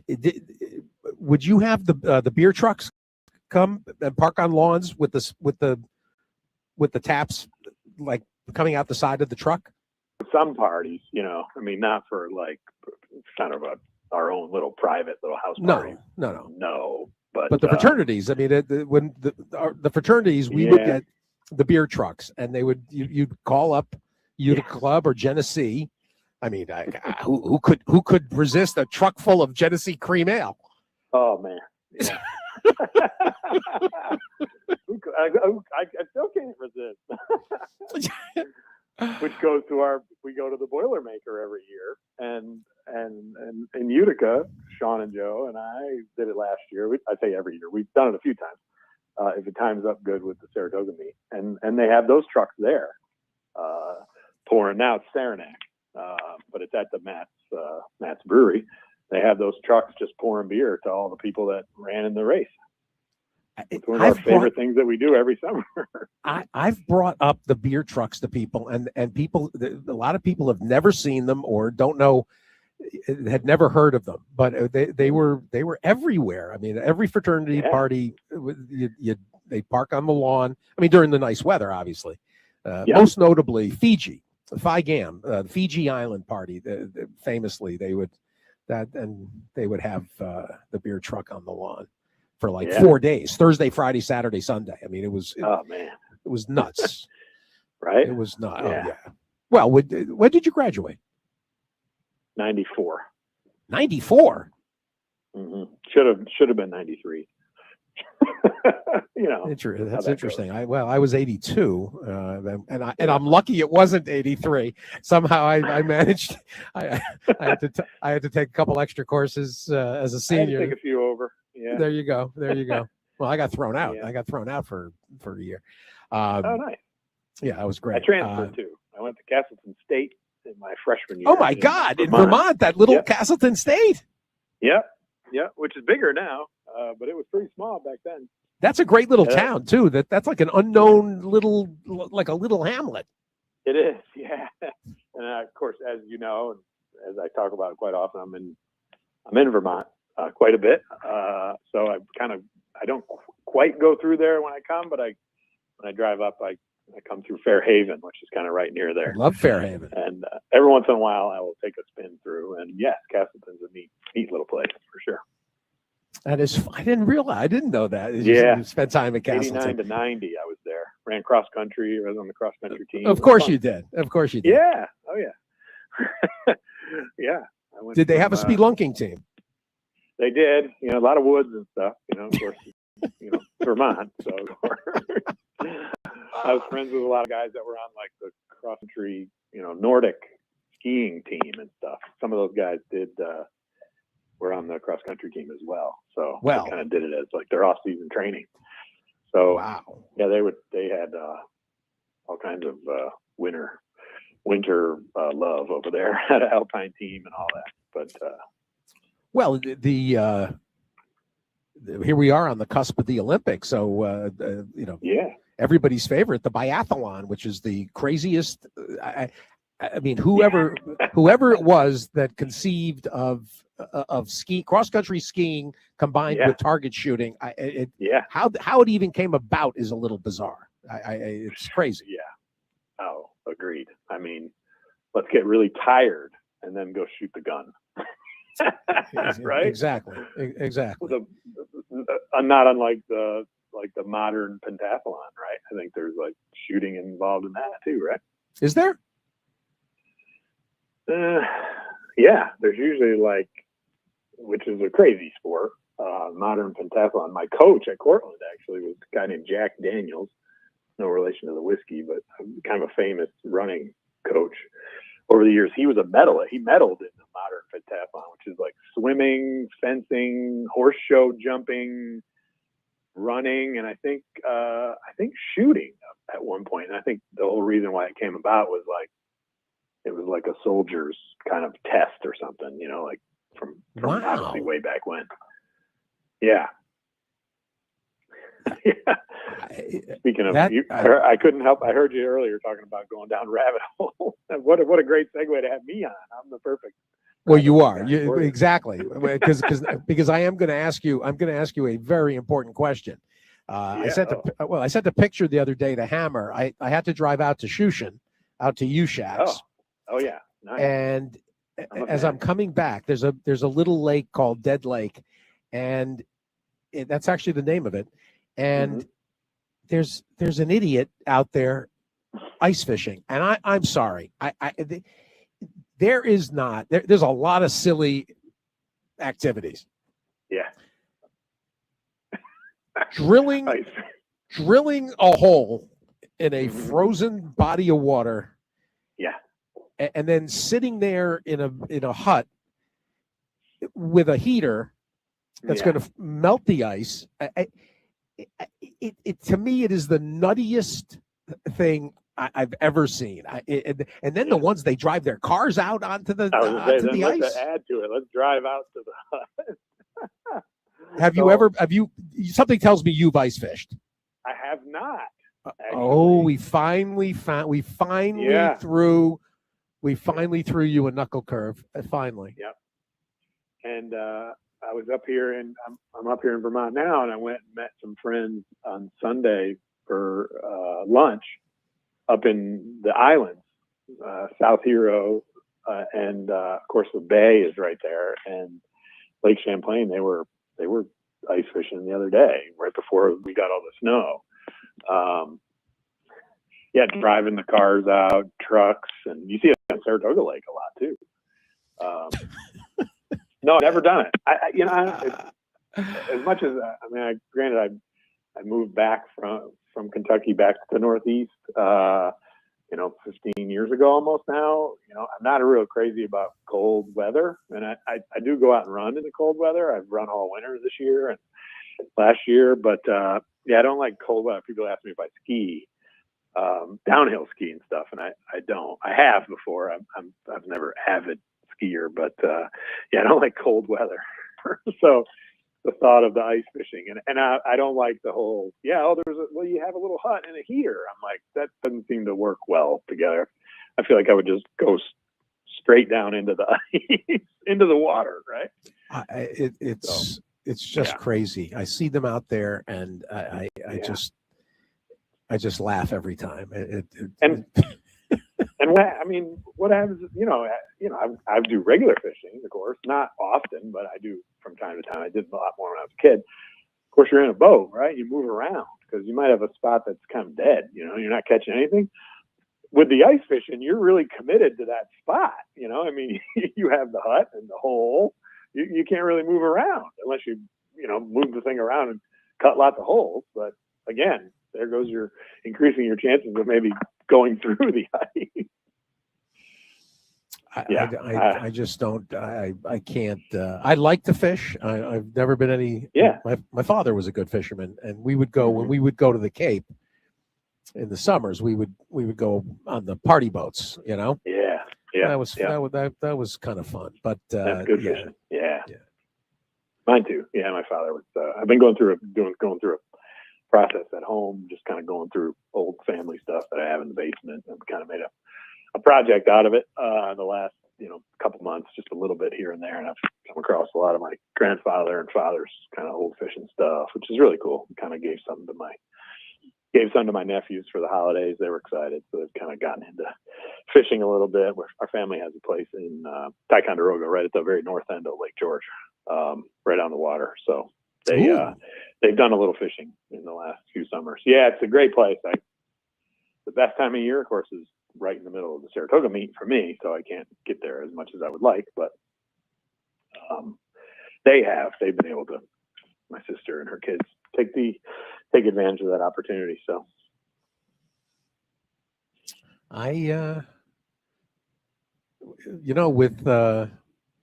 with Seth Merrow having sold the family house in Maine out from under us as a place to go, we may have to take you up on that. That yeah. One. Yeah. We can make it happen. Oh, Eric Hamelback texting us photos of fishing. So we need to maybe have Eric take us fishing.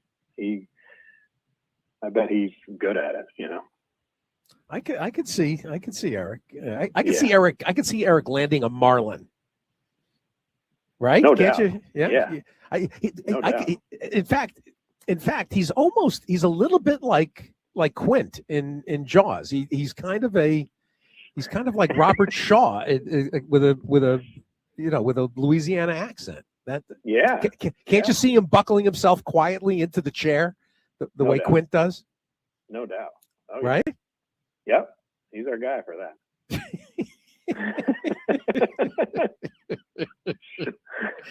I'm going to start calling him Quint. Yeah. Tiger. So great. What is it? Hooper drives the boat, Chief. Well, Tom, I had Sean. We had a healthy dose of Clancy. Yeah. And congratulated him. I'm sure the entire special team was celebrating wildly. For him, obviously I was excited for him. Being the stable's number one fan. Not without anything beyond a rooting interest. So I was pulling for him, and then when we were getting down to it, even before the little supplement came out for the voters, I was like, "Oh, you're going to be in there. You're going to win." And he was, of course, being not superstitious, but didn't want to jinx it or anything. He's like, "No, come on, man, don't say that." I was like, and then he started doing his own little tally, and it was looking pretty good. So he, I don't know if he told you this on his show the other day, but he was working on his newsletter to send to his clients, and he was kind of going through it on the plane, I guess. And his wife Annie was like, "That seems like a really long acceptance speech." He was like, "No, it's my newsletter." She bounced off of me earlier that day, and I was like, "No, this is great," So. But yeah, that was cool. It's good to see him keep our little run going. We got a Clips Award from our little family / company for 4 years in a row now. So I got one, and then he won 2 for riding, and then now he won 1 for owning a steeplechase horse. So we got to come up with something clever and try to win another one next year, or I guess this year, 2026. Well, I'm sure Joe will step forward. Yeah. Yeah, and Joe got one in 2014. So when you really think about like our since 2014, that's 5. 4 for media and 1 for owning a racehorse. So that's a pretty good strike rate for 3 people. Yeah, and some we got would a couple say. honorable mentions. Well, Tom some would say. Martin won 1 for photography. Yeah, some would say disproportionate. Maybe. We wouldn't say it, but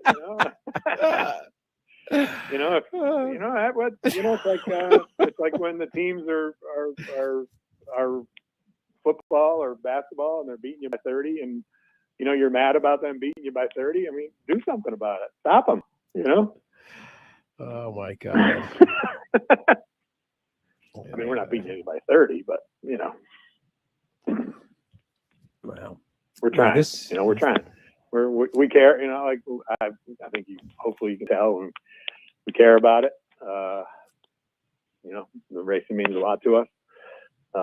We've all made our careers out of it. We've made our kind of lives out of it, and it's despite all its cuts and bruises and pimples and problems, it's still awesome. I miss it. I haven't seen a live race in quite a while. Looking forward to doing that real soon. Hopefully, I'll be at Oakland for the HBPA conference. That's right, for the March. conference. Yeah, might be the next time I see something live, which is kind of sad. But that's only a little more than a month away now, so that's exciting. That'll be fun. That's always a great place to go. I had never been before I went the last time. The conference was there, so I really enjoyed it. I appreciate the how much people like racing down there, how much they respect it and appreciate it. Yeah, very much.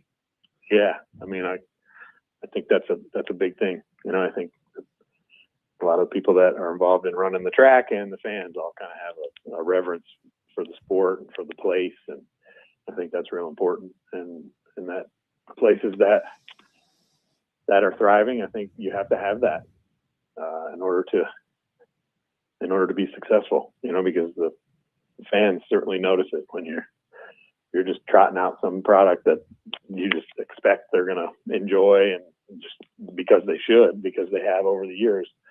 You're not really trying hard enough. So, well, and especially for this to come up, given what we spent the first hour, first 40 about 40 minutes with Chris Block talking the Hawthorne situation, and it's we're in an unusual bind in terms of the venues, Tom, that that don't have that cachet, that don't have that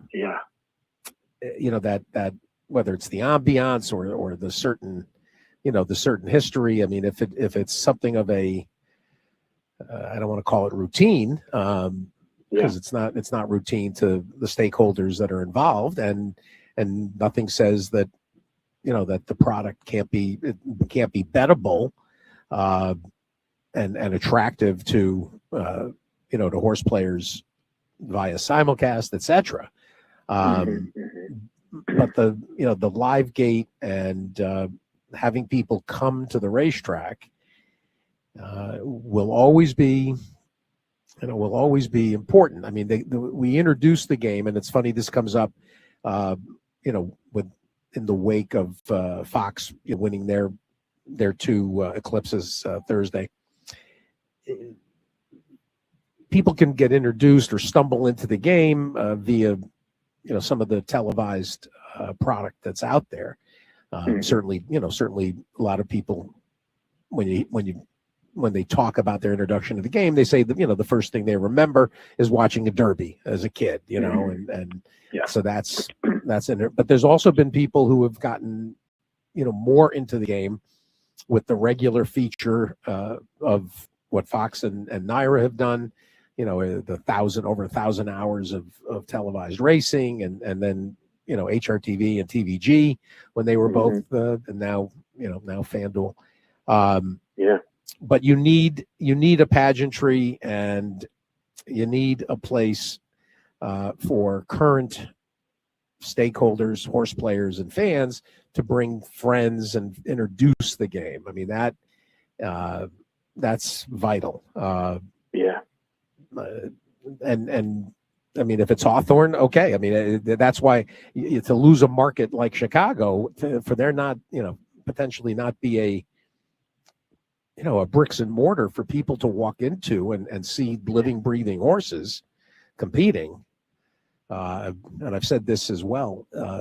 You bring somebody to the track for the first time, and the silks and the horses, they don't know the difference upon introduction of a 5,000, non-winners of 2 lifetime versus a stake race. I mean, it's they don't know how fast the horses are going, and it doesn't matter. It's a spectacle, and it's engaging the spectacle of horse and rider and competition and wagering. It's infectious, and you're not losing the 3rd largest marketplace in the country.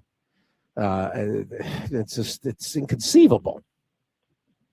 Yeah, I mean, just directly related to Chicago. I've had 2 interns of ours in the last 5 years that their very first experience of going to the races was going to Arlington Park because they're from Chicago, and I think about Anise Montpleasure, who worked for us. Her first experiences were going to the North Dakota Horse Park. That's right. I think about a guy like Joe Nevels from the Pollock Report, who worked for me at Thoroughbred Times. His first experience was going to Mount Pleasant Meadows or whatever in Michigan. Places that basically don't exist anymore. I can't speak for the North Dakota Horse Park, but that's the future. Those people. I mean, they're not just fans coming to the races, buying beers and gambling. Those are 4 people that I've just named that have made a decision to have their careers involved with racing. They also bring their friends to the races. That's the next generation. And if you're going to miss that, that's going to be tough. Yeah, you got to have something nearby. I couldn't agree with you more. Yeah, no, it's as much as we hated losing Suffolk, at least at least people in the Boston, in and around New England, they come to Saratoga. It's not, it's close enough, and it's already, frankly, it was already part of the the regional heritage. I think there's people come from Hartford and the whole pale of settlement from New Hampshire, Rockingham, etc. There's always people coming from New England. So at least they can get to Saratoga. They can get to Belmont too. I mean that's not. There's at least something regional. I mean, if there's not a racetrack in Chicago, where are you going? I guess you're going to, I don't know. I guess Iowa, Indiana, down to Kentucky. Kentucky right? Is not over to Ohio, Indiana. Ridiculous. But still, it's Chicago, for God's sakes. Yeah, that's right. Big ridiculous. Sports, huge sports crazy town. Huge. Third largest municipality. Yeah. Well, listen, we California. What are you going to do? That's why there's such concern about Santa Anita and Los Al. Yeah. Los Al's got an expiration date. When Doc, when Doc is gone, what happens at Los Al? Right. So it's. And what happens to all? I feel like I said this before. I say this. What happens to all the horses that you're selling at the September yearling sale? How many horses are bred every year? There needs to be somewhere for those horses to run. If those people that are breeding them want to sell them, can we get them involved? Maybe the stakeholders need to keep these places going, right? I mean, they're already doing a lot for our game by with all their investments as it is, but there needs to be outlets for these horses. Needs to be Exactly. places to run. It can't just be Saratoga in the summer, and they can't just be like 4 states. There's got to be more. Yeah. Well, I mean, There's not like 8 baseball teams. There's teams all over the place. Yeah. Well, and at the same time, we've talked about this. What they've done, what the baseball. With the minor leagues, right? With the minor leagues is criminal. I mean, because you can't. You can't just have. Major leagues. The minor leagues are, and the ability to bring, introduce your family for, $6, $8, $10 for a ticket. Right. Even less for the kids to get in. They're going to start feeling that. There's no way they're not going to start feeling that eventually. I would think. Soon, I would think. Yeah, who? It's funny that this comes up. I made a note. I saved it. I think I saved it in Twitter. The guy that owns the Savannah Bananas. And there was a piece the other day, for those that aren't aware of the barnstorming Savannah Bananas, and I don't know how you've missed it, frankly. Yeah, right. Where you been? Get up, please move your rock. It's you're under. It's the funniest. It's really clever. It's brilliant. It's sort of the bingo long traveling all stars and Motor Kings. It's a barnstorming baseball team, and they've got their own Washington Generals. For those of you that know anything about the Harlem Globetrotters. And they make it fun. It's entertaining. There's music. There's dancing. There's hijinks. There's crazy not calisthenics. What do you call it? Gymnastics. I mean, it's just crazy and stuff. Yeah, right. Yeah. Their attendance numbers and the sellouts. They have sold out full-size stadiums. It's crazy. Yeah, it's just crazy. And the guy that owns them, I saved a tweet because I want to reach out to him and talk to him about marketing, ways to market an older established sports entity. Because he's reinvented in a lot of ways. He's managed to reinvent baseball of all things. Yeah. Jesse and Emily Cole. Is that? Yeah, I've got it here somewhere. I saved it. In one of my 30,000 bookmarks, probably. I got it's because stuff catches my eye, and it's also mixed in with all the Eagles with Eagles highlights. But well, you've had a good run the last couple of years. Well, good. I mean, I'll find it anyway. I do want to. I do want to reach out to him. I think it'd be an interesting conversation. Yeah. So, what I do want to slip in one other thing. Speaking of things I saved and saw on social media, sure. You have your internship program. Internship, right? That is so really sweet. We talked about, oh my gosh, Terry Hill. Thank you, Terry. Yes. Yeah. We talked about him after his passing, and you guys have established a internship. Yeah. So we, of course, we already had the internship program, which was very, vital. I think in the early days of the special to just getting it done. On a day-to-day basis, and still is great valued members of the team. I think it was shortly after Terry passed away. Of course, Terry Hill was in his 70s when he reached out to us years ago to he thought our internship program looked like the coolest thing in the world. And he was a retired marketing executive, lifelong racing fan, used to come to Saratoga every summer with his wife.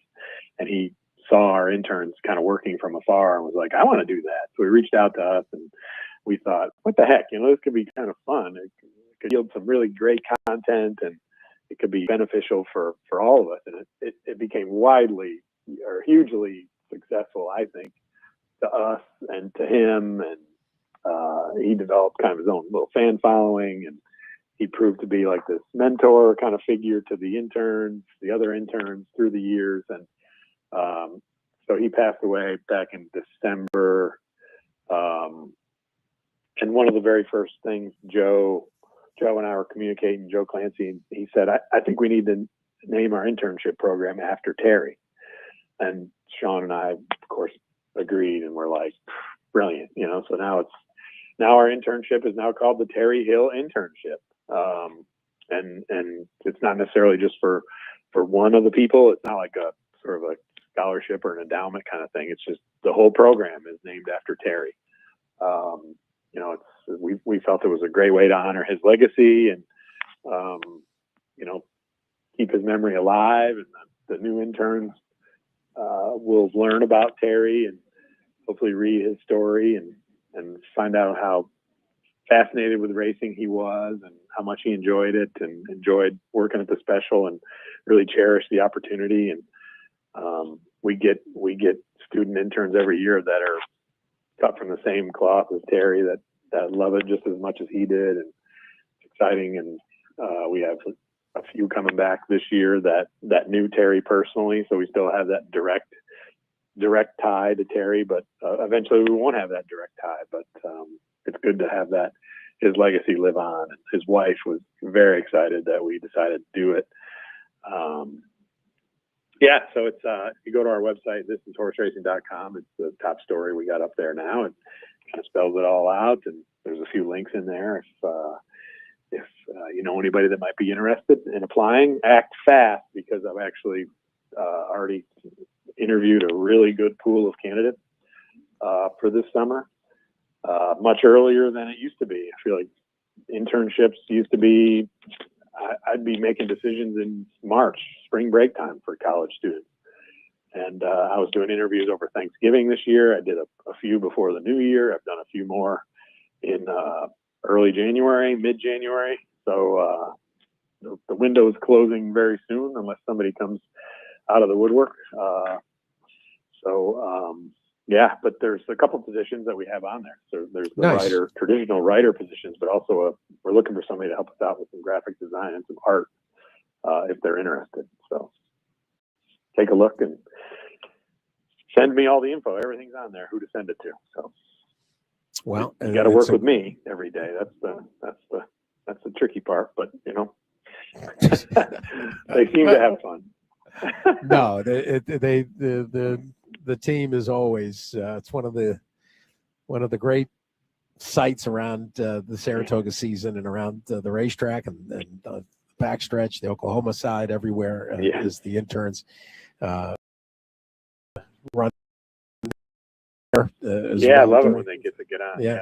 Well, I'm glad this came up, and this is horseracing.com. Tom Law, Joe Clancy, Sean Clancy, and I'm sure there's parents listening because their kids are probably in school today. So if there's parents that that your son or daughter, niece or nephew, grandson, granddaughter, whoever might take an interest and wants to head in this direction, it's a great place to start. So, and I tell everybody, they say, what's the ideal candidate? I say, well, I get all different kinds of candidates. One, they might be interested in journalism. Two, they might be interested in racing. Or three, sometimes they're interested in racing journalism, but not necessarily, the last one. They don't necessarily have to want to be a racing writer or a racing broadcaster. They want to get interested in the racing world. We can be a great avenue to get you there. Nowhere in racing at that age will you get exposed to as many people that are decision makers and influential people in racing than you will really with our position. That's true.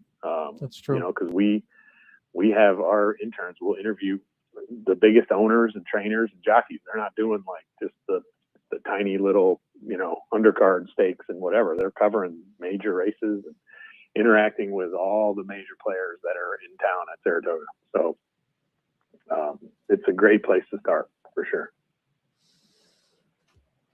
The Saratoga list special. of graduates, you know, they're not all journalists. Yeah.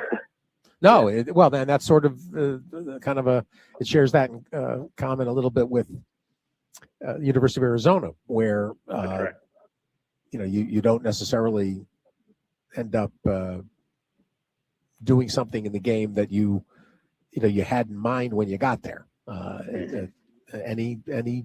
There's any number of avenues. So take advantage, and you better. It's only it's January 29th, so it'll be here before you know it. And it sounds like Tom has already filled a couple of slots. So let's go get your internship lined up for the summer. That's right. Nice, Tom. That's right. Tommy, I appreciate it, and we'll catch up in a few weeks. Yeah, sounds great, Steve. I'll have my ice fishing update when I get back. Well, and since that Hopefully topic not. came up, I will say I have received and noticed what was sent to us by Quint himself, by Captain Quint, Eric Hamelbeck. Yep. There's a couple of very interesting photographs that I will put on Twitter soon. And I'll have my own pin. Then there's a picture of you with the minnow. You looks like you caught a sunfish that I hope you threw back. That poor thing. Friends of mine are like always say the same thing. Why are you getting pictures taken with the bait?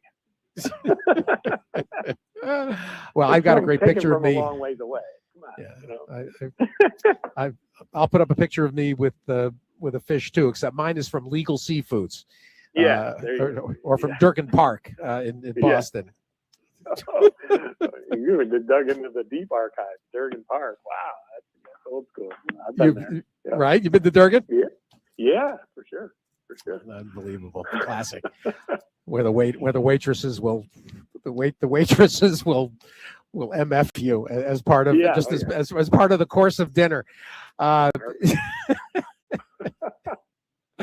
Durgan Park. I hadn't thought about that in years. Tommy, thanks a lot.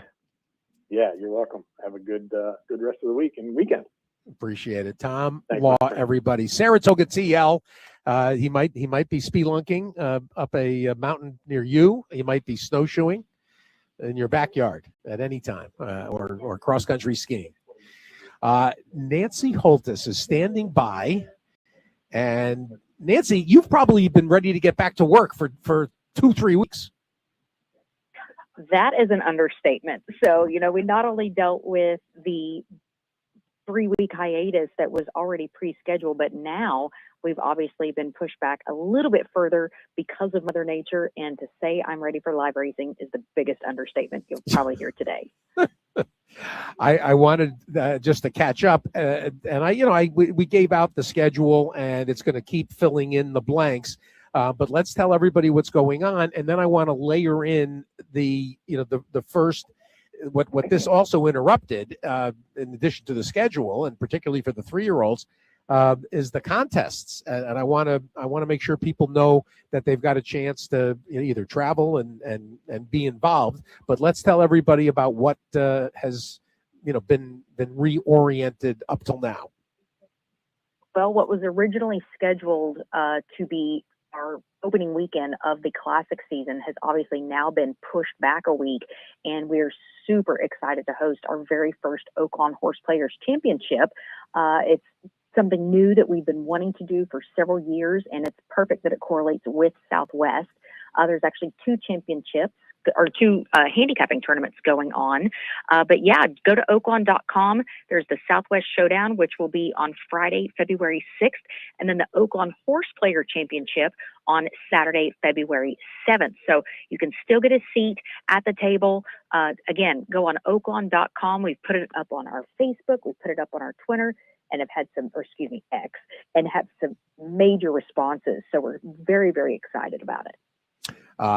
This has been something, I mean, going back to even when I know Hammer, we talked about it, gosh, 6-7 years ago, and really excited to have Oaklawn, join, the group of racetracks that promote contest play, and the opportunity, to win BCBC and NHC seats. Going to be a wonderful addition.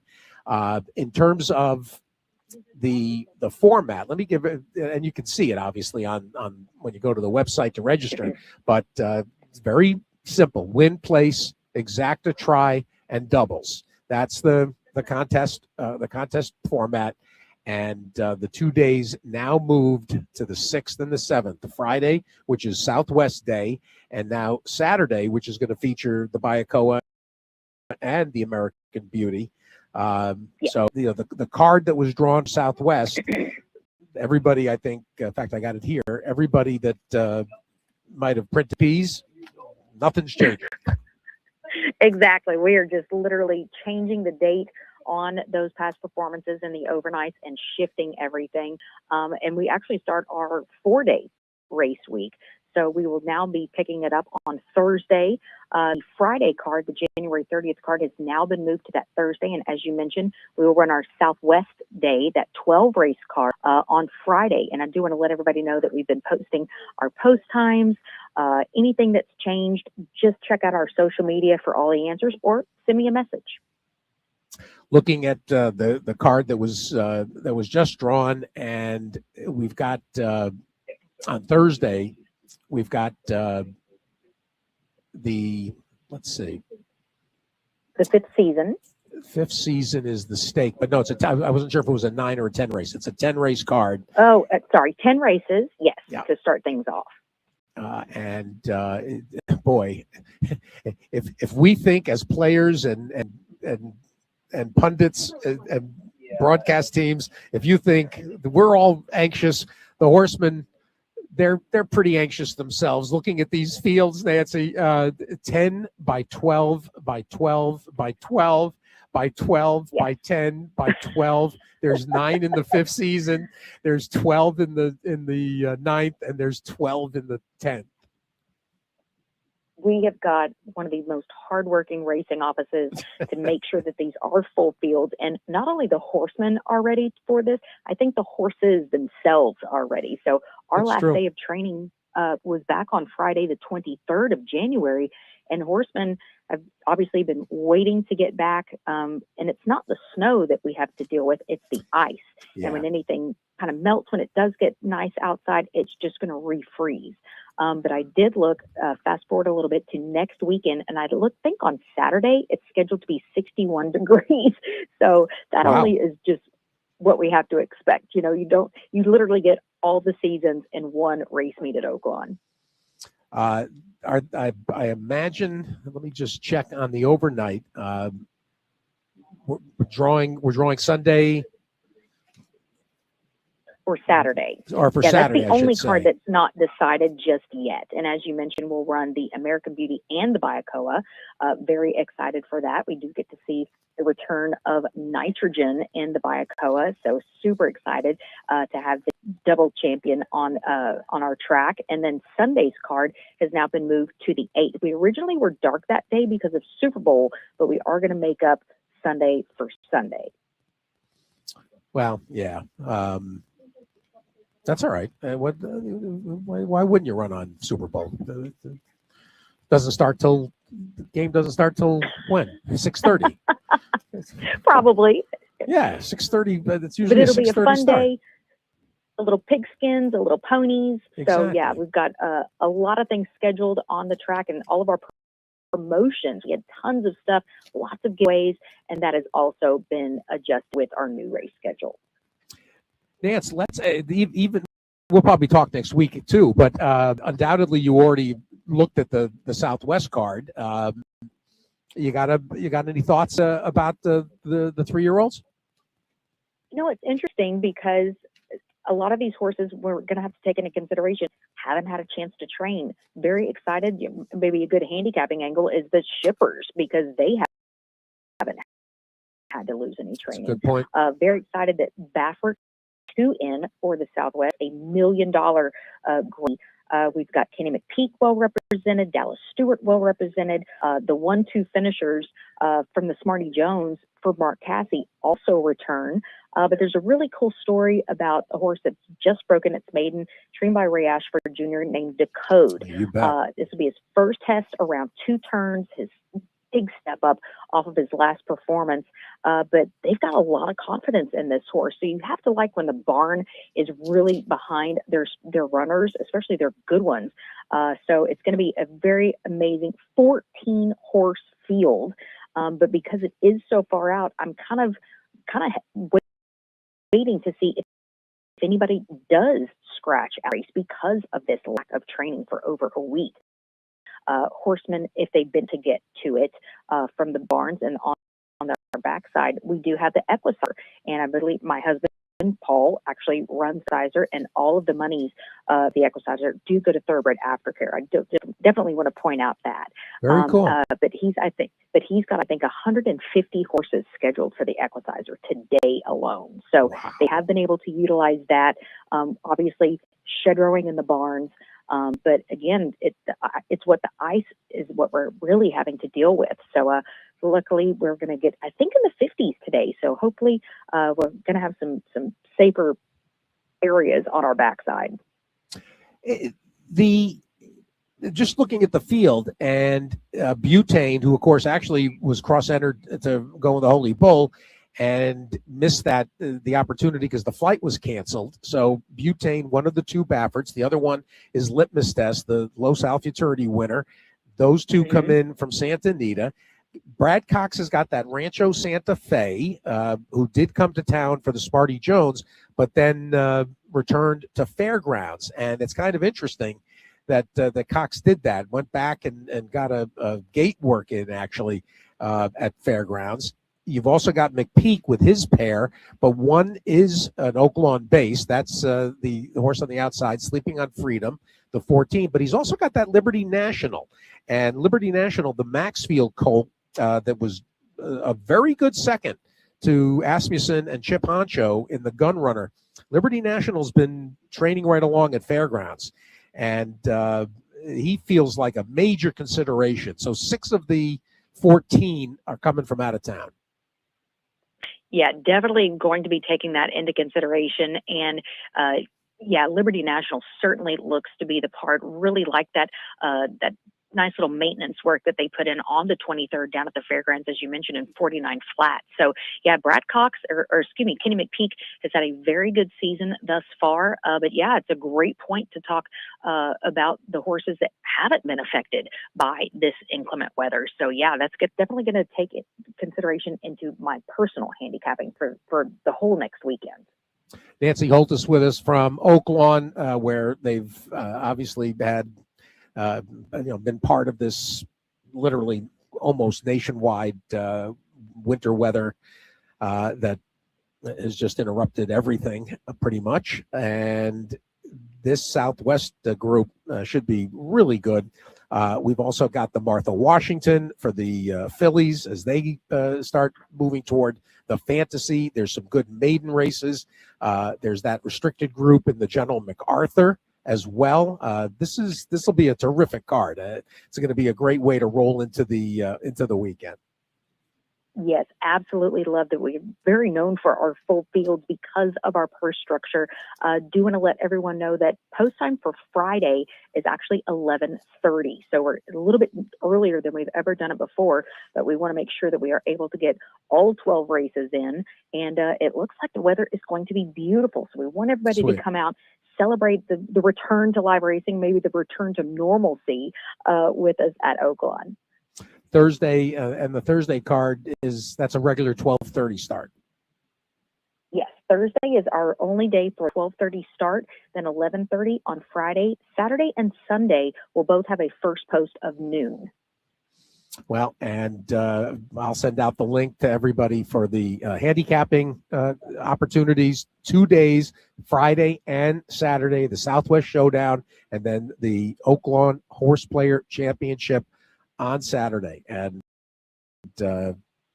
let's make sure that people get involved. It's how many opportunities you're going to have to be able to say you won the first Oaklawn Horse Player Championship. There's only going to be one person that can say that.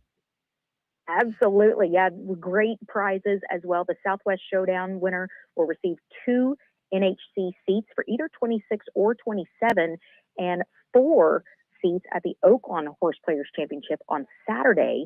And obviously the Oaklawn Horse Players Championship, 4 NHC seats for your Choice of the Year, 2 BCBC Challenge seats, and 2 Kentucky Derby Betting Championship. A lot of reasons to come and play. Also seen the trophies, and they are absolutely just amazing. So going to get money, you're going to get seats, and also be part of, like you said, the inaugural Oaklawn Horse Players Championship. Nothing could be better. Well, and these are live money formats, and $1,000 buy-in for Southwest Showdown. $750 goes to the bankroll, $250 to the prize pool. Then on Saturday in the championship, $3,500 buy-in, $2,500 live bankroll, $1,000 to the prize pool. And I also want to make sure we've also got qualifiers to get in too, coming up this week as well. So there's all different ways to play your way in addition to the buy-ins next Friday and Saturday, and we will give plenty of reminders. Nancy, we'll talk to you next week. We'll do some serious handicapping, and we'll pick some winners. Absolutely. Thanks for having me on. Everybody stay warm and be safe. Exactly.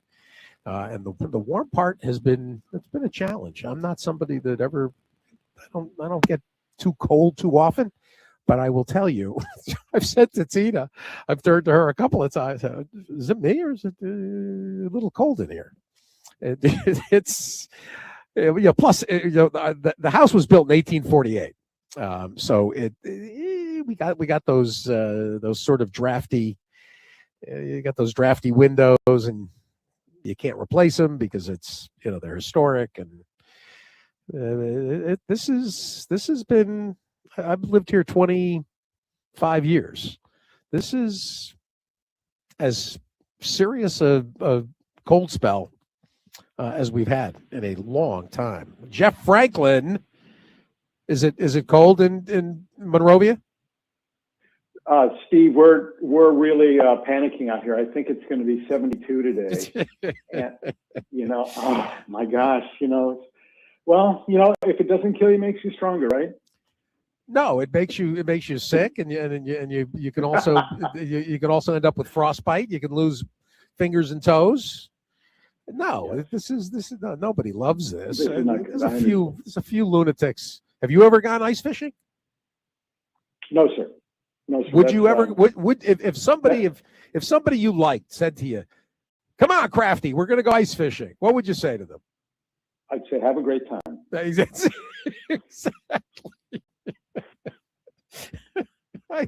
I see them out there in those. I say, you got to be nuts. Yeah. I'm sure I'll hear from some ice fishermen. I'm sure some of our listeners, the UP. The guy's going to be on his mobile phone. He's going to be answering texts the whole time he's there. It's like, why not do it in your living room? I don't know. Okay, don't get me started. Why would it go do it at the fishmonger? You go pick one out right there. Oh, look, there's a nice one. Give me that one. I know it's one of the craziest things I've ever seen. By the way, you were talking earlier about Zany Tactics and Blake Heath. Yeah. So here's my 20 seconds rat hole. Years ago, I was at Canterbury with Kenny Black. Second year they were open. Johnny D was there with Sandy Hawley. Mike Smith was there. We had really a heck of a jocks colony. Anyway, I'm up in the stands one day, and Blake and I had a beer or something like that. And he mentioned something about arm wrestling. And he was like, I was a lot stouter back then, and I was bigger than Blake and everything. I said, okay, man, let's do this. So anyway, we get on this high top table, and we just kind of set up. And I looked him in the eyes, and I immediately released, and I said, dude, you would break my arm. And he said something like, and this is not accurate, but he was like, something like Nevada State wrist wrestling champion. Oh, and you could just tell when he set up, this guy could have broke my arm in 6 pieces. Oh my gosh. So Blake, if you're listening, thanks for letting me break. Oh, that is funny. Yeah. Really nice guy. Good horseman too. Boy, oh boy. Very good horseman. Yeah. I mean, and I didn't realize he'd come. I didn't realize he had come to Florida for the winter. I always think of him as handling the horses in California. Yeah. And, it's so, okay, Blake, story number 2. 2 times. One time I'm on the island of Kauai with my ex-wife. We're walking down a road. Suddenly this guy on a motor scooter comes by and he's beeping his horn at me, and he waves. It's Blake Heap with a jockette behind him. So I go, I wave at him, whatever. Like 3 years later, I'm hiking up here in the mountains behind my house. I'm like 6 miles away from the parking lot. I cross the stream. There's Blake Heap with a young woman, and I'm like, boy, this guy is everywhere. Around. Everywhere I go, it's Blake Heap. That's funny. So, where do you want to go with this today? By all rights, people have got 4 sets of PPs because the Oaklawn, initially, we had sent out the Southwest as part of the package. And then when it got rescheduled and they drew the Withers, I said, let's fold in the Withers as well. So everybody save your Southwest pages for next week. Because we'll augment it with other races for next week. We got, I think, the Bob Lewis, right, is next week, and Sam Davis, and so there's plenty. So instead, we've got the Withers, we've got the Holy Bull, and we've got not the San Pascal, we've got the the Megahertz. Thank you, which I thought came up really quite good. So let's start. Yep. Right. Start with Holy Bull, because that unfortunately we've lost 2 horses out of it. It's going to be a 7. The way it looks right now, that it's a 7-horse field. So who's I know Baffert's out. Who's the other horse? It appears that Chad Summers is coming out with. Okay, the horse out wide. Yeah, I didn't realize that one. Okay, fine. Well, okay. So from a thoroughgraph perspective, we're talking about 2 horses with stunning numbers in here, Cannoneer and Nearly. Races like this, I usually am a fan. I mean, Cannoneer ran a 2. I think the odds of him going a mile and 16th and carrying that speed further are neutral at best, but he's nearly a $2 million baby, probably gorgeous. I've never seen him personally. And then you get to Nearly, who ran a 1 sprinting, taken up. He figures to run very, very well going 2 turns. And I mean, we've got 2 flat-ass runners here. And with no disrespect to the other very qualified horses in the race, I mean, to me, it's a 2-horse race, and I'm not smart enough to figure out which one of them is going to be there at the end. Well, all right. I could, well, anyway, so to me, I don't want to say it's a boring race. And one thing, I always like to do is watch the horses on the track, watch the betting, and if either one of those presents a unique opportunity, bingo, you pull the trigger. Otherwise, maybe not. Well, but the question for our purposes and for the discussion purposes, and one of the reasons, because I knew we had a couple of figure standouts. Why are we guaranteed that either one doesn't react to the big fig? So it's a great point. And at this time of year, I tend to figure, and you can look at the thorough pattern which is very useful. I don't think it's perfect, but it's very useful. And let's look at nearly. The computer says that the chance of him moving forward is 22%, roughly 1 in 4, and the chance of him pairing up is about the same. And really, it's kind of like 1 in 4 to do anything.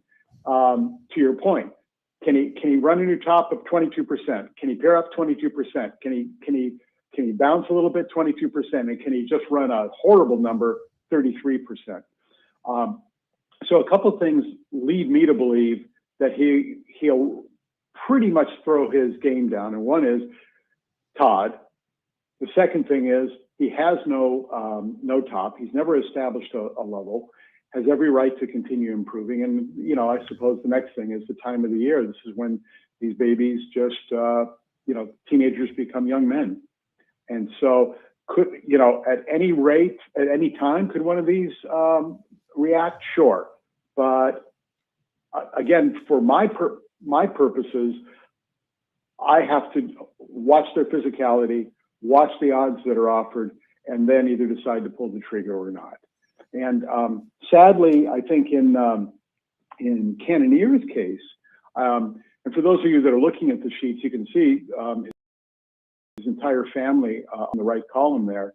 I really didn't get a lot of indications about what to expect on sprint versus route, except that about a half to Gervin, who ran spectacular numbers, going 2 turns. Midnight Bourbon, same thing. Pirates Punch, same thing. So maybe there's a pattern there saying Cannonier even figures to be better going 2 turns, even if the TGIs in the lower left, that is the Thorograph Index, would indicate from a sire perspective, hey, it's kind of neutral. So I don't know, if you put a gun to my head, I would take Cannonier, but long-windedly, not really answering your question. Could they react? Sure. But the odds of both of them reacting, I think, are pretty slim. One of them is going to strut his stuff. Then there's the potential of the horses that are already in, let's say, range. That includes Incredibolt from down inside for Riley Mott, who is going to save plenty of ground coming out of that Street Sense win back in October, has had time. And when you look from a 17 to an 11 to a 6, the initial, if Jerry was doing the write-up, it would say has done a lot of developing already. And can you expect this one to take another step forward? He's had time. He's had 97 days. I mean, there's plenty of time here. Incredibolt is within range. And then the horse that it has got one of those early patterns, Jeff, that that to me makes him potentially an overlay is Bravaro, the New York bred for Safi, 9.5 in the maiden win, and then comes back with a 7.5, a nice tight pairing on the buyer scale, 76 to 84 on Thorograph, 9.5 to 7.5. That augurs and can produce the kind of forward move that could be enough in here. Yeah.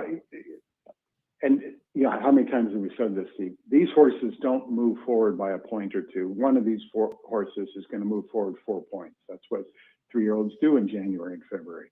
And so, you add 3 or 4 to him, suddenly he's running the 3. And it's not like Safi's not on fire these days. So good choice. Good point. Then I'm going to bring up one more horse. And I just heard from Jerry because I reached out to him. It's past 11 o'clock, so the curfew. He's up. He is up by 11. Yes. I asked him about Global Aviator. This is Rowan Crichton, who is very dangerous and very capable. This is a global campaign colt that won by a neck in the debut in November. And all we have is the little box, the little square box. So we don't have a figure. And actually, Stephen Skaggs asked me about Global Aviator earlier this morning. So I asked Jerry, and he just said that race was the only dirt race of the day. They were all firsters. And so he's waiting until until Aviator runs back and others out of the race run back. He thinks this is a serious number. So Global Aviator, people are, you got the 85 buyer, and that's all you really have to go on. Jerry says the number's going to be big when it gets established. So Global Aviator needs to be considered in here. Oh, well, you're more thorough than I am. I didn't talk to Jerry about that. I'm thorough, but I'm bummed. Yeah, good job. Listen, that's what we do. That's what we're supposed to do. I know. That's my job. I know. You got skills, Steve. No, thanks for Jerry. I'm glad Jerry got back on this fairly timely basis. So one of the things, it's a 7 if I could point out about Incredible Bolt, he's an April Fool, and for him to throw a 6 with basically whatever the genetic percentage is, maybe a 10% disadvantage over some of the 2-year-olds, or even 20% because of his late foaling date, and I think it's great that Riley gave him the additional time to develop. That gives me a little additional interest in this horse, that even though he's developed a lot, in fact, there could be more things to come. I love the additional time. Let him grow up. Let him fill out. That's Schoolyard Superman and a practical joke out of a Tisnow mare off that 1-turn maiden win. So he's going 2 turns for the first time. 4th and 1 is going 2 turns for the first time as well. I got to get an answer from Dale about what he's doing. I think he's staying in town with Project Ace, but he did enter in New York as well. So, be aware. Okay. Let's go to New York, actually, and we're unsure if that race is actually going to. Excuse me, I'm not Schoolyard Superman. That's Chad's horse on the rail. Incredible is who. Yeah, I'm sorry. I started in on the Withers, is what I did. So go ahead. Right. Yeah. So speaking of Jerry, I talked to him yesterday, and he said, "Jeff, it is freaking cold back here." He lives in Manhattan. And he said, I don't know if they're running this race Saturday. So my biggest concern is not whether they run or not, but the obvious implication of weather interruptions. And what does that do to the reliability of some of our assumptions moving into the race? Don't know. So let's start with the fastest thoroughbred number in the race. It's Milata. Reed's horse has not run at Aqueduct yet. Ran a 5 and has not established a level yet. That's a very intriguing pattern, but had a considerable amount of racing. And boy, my spider sense is saying, even though he ran his best race at the time, going at a mile at Parks, going longer distances, he continued presumably at 7/8 to develop because that's what was offered to him. I don't know why I'm reluctant to really be confident about him at a 1.1 miles. Anyway, so my spider sense is skeptical about him. So let's go to horses that might figure to move to new tops. And to me, the 2 horses on the rail, Schoolyard Superman and 4th and 1, both are in patterns, very lightly raced.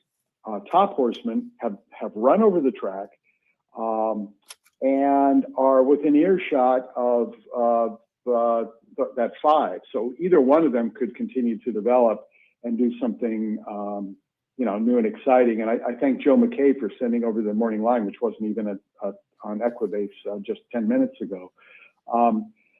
So at the prices, 4th and 1, I have to admit, I'm kind of curious about. And I know I'm going to get questions about that X on Schoolyard Superman. That means that even though the horse won, Jerry said it was a dead rail.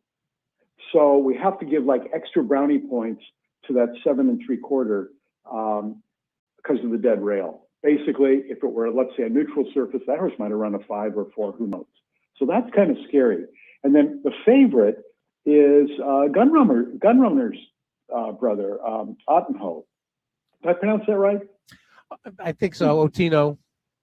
Okay, Otino, whatever. And he's decidedly slower than the other horses from a thoroughgraph perspective, but Chad wasn't winding this horse up to win a maiden race. He's got bigger fish to fry with this horse, and I suspect he's significantly cranked for this one. Not that I would take 8-5, but it's not like he's an easy toss either. A superbly bred horse, and with one of the best trainers in the country. So I respect him. But I am most interested in those 2 rail horses, and we'll see what odds the public gives us. No, I hear you, especially with 4th and 1, getting right back to the 8.5 top, and seems poised to take that step forward. And Chad got to be respected. The one other horse, and I actually think Melado will be fine stretching out. Jimmy from Rudy, to me, he's got a little bit of a potential look. Son of Modernist. Haven't seen that many Modernists yet, and that figure is that single. What do you run? An 8. In the maiden win. I'd be a little interested in. I'd be a little interested in Talk to Me, Jimmy. Coming also with a near bullet, 47 flat from the gate, preparing for this. So I think this horse, he may end up being the one to catch. And mile and an eighth is a little funny that way. Megahertz, we got a minute and a half, and give us some thoughts about this nice group. So I think the important thing is, let's start with the favorite. Public Assembly is 5-2. And what does she do? She runs, 6 sevens. So what's she going to do on Saturday? I reckon she's going to run another 7. So can somebody run better than a 7 to beat her? I think there are 3 horses that can. Tim Yakteen's filly, My Perfect Wave, just ran an 8.5, hasn't established a level. She's a 4-year-old, has every right to move forward at 6-1. Princess Mochi for Doug O'Neill, pretty much the same thing. Which now she's an older filly or mare, albeit a South American, and might be acclimated. She's run a 6 sprinting and an 8 routing, so sure she can move forward. And finally, Going Lucky for Jonathan Thomas. First start on turf, she ran a 9 3/4. Wouldn't surprise me at all if she ran to a 7. And Jonathan, his horses move forward pretty darn well out here consistently. So I'm going to fade Public Assembly. I'm thinking one of the 3 I just mentioned is going to get to a new top and move by her. And my gut's telling me that My Perfect Wave for Tim Yakteen would be the one I'd be most interested in. She's 6-1, as I mentioned. The only other horse I'll actually mention 2 quickly. First of all, Marcelo Polanco is out of control. Every time I look up, he's knocking me out of a multi-race sequence. That's Violetta M, the Argentinian. But take a good look at Baltic Fire from Simon Callahan. It ran that 7 3/4 last summer at Del Mar and is now curling back to a good effort in here. Baltic Fire got a little bit of a feel, at least 8th, curling to toward that 7. Crafty, thank you. Thank you, Steve. Talk to you next week. Hopefully it'll be a bit warmer. Exactly. Thanks to Jeff. Thanks to Nancy Holtis, Tom Law, Jim Corns, and Chris Block. Talk to you in the morning.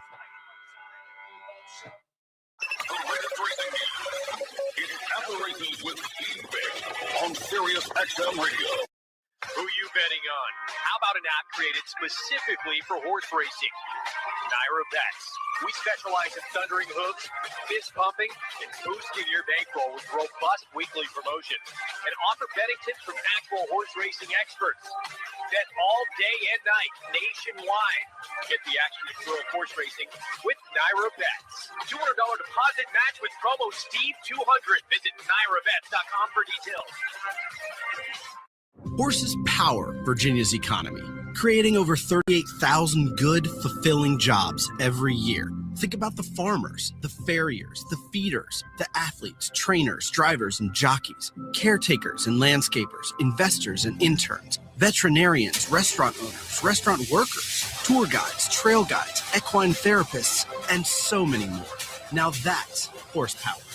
Virginia's economy wins with horses. The Pennsylvania breeding program is the best program in the country. The stallion awards, the owner bonuses, also the restricted races and the stakes races for Pennsylvania breeds. Last year, 321 Pennsylvania breeders earned breeders awards. 22 Pennsylvania breeders earned over $100,000. We have the best program in the country. Take advantage of the fantastic program that we have. Learn more at pabred.com. Nothing compares to a horse. They inspire greatness, command respect.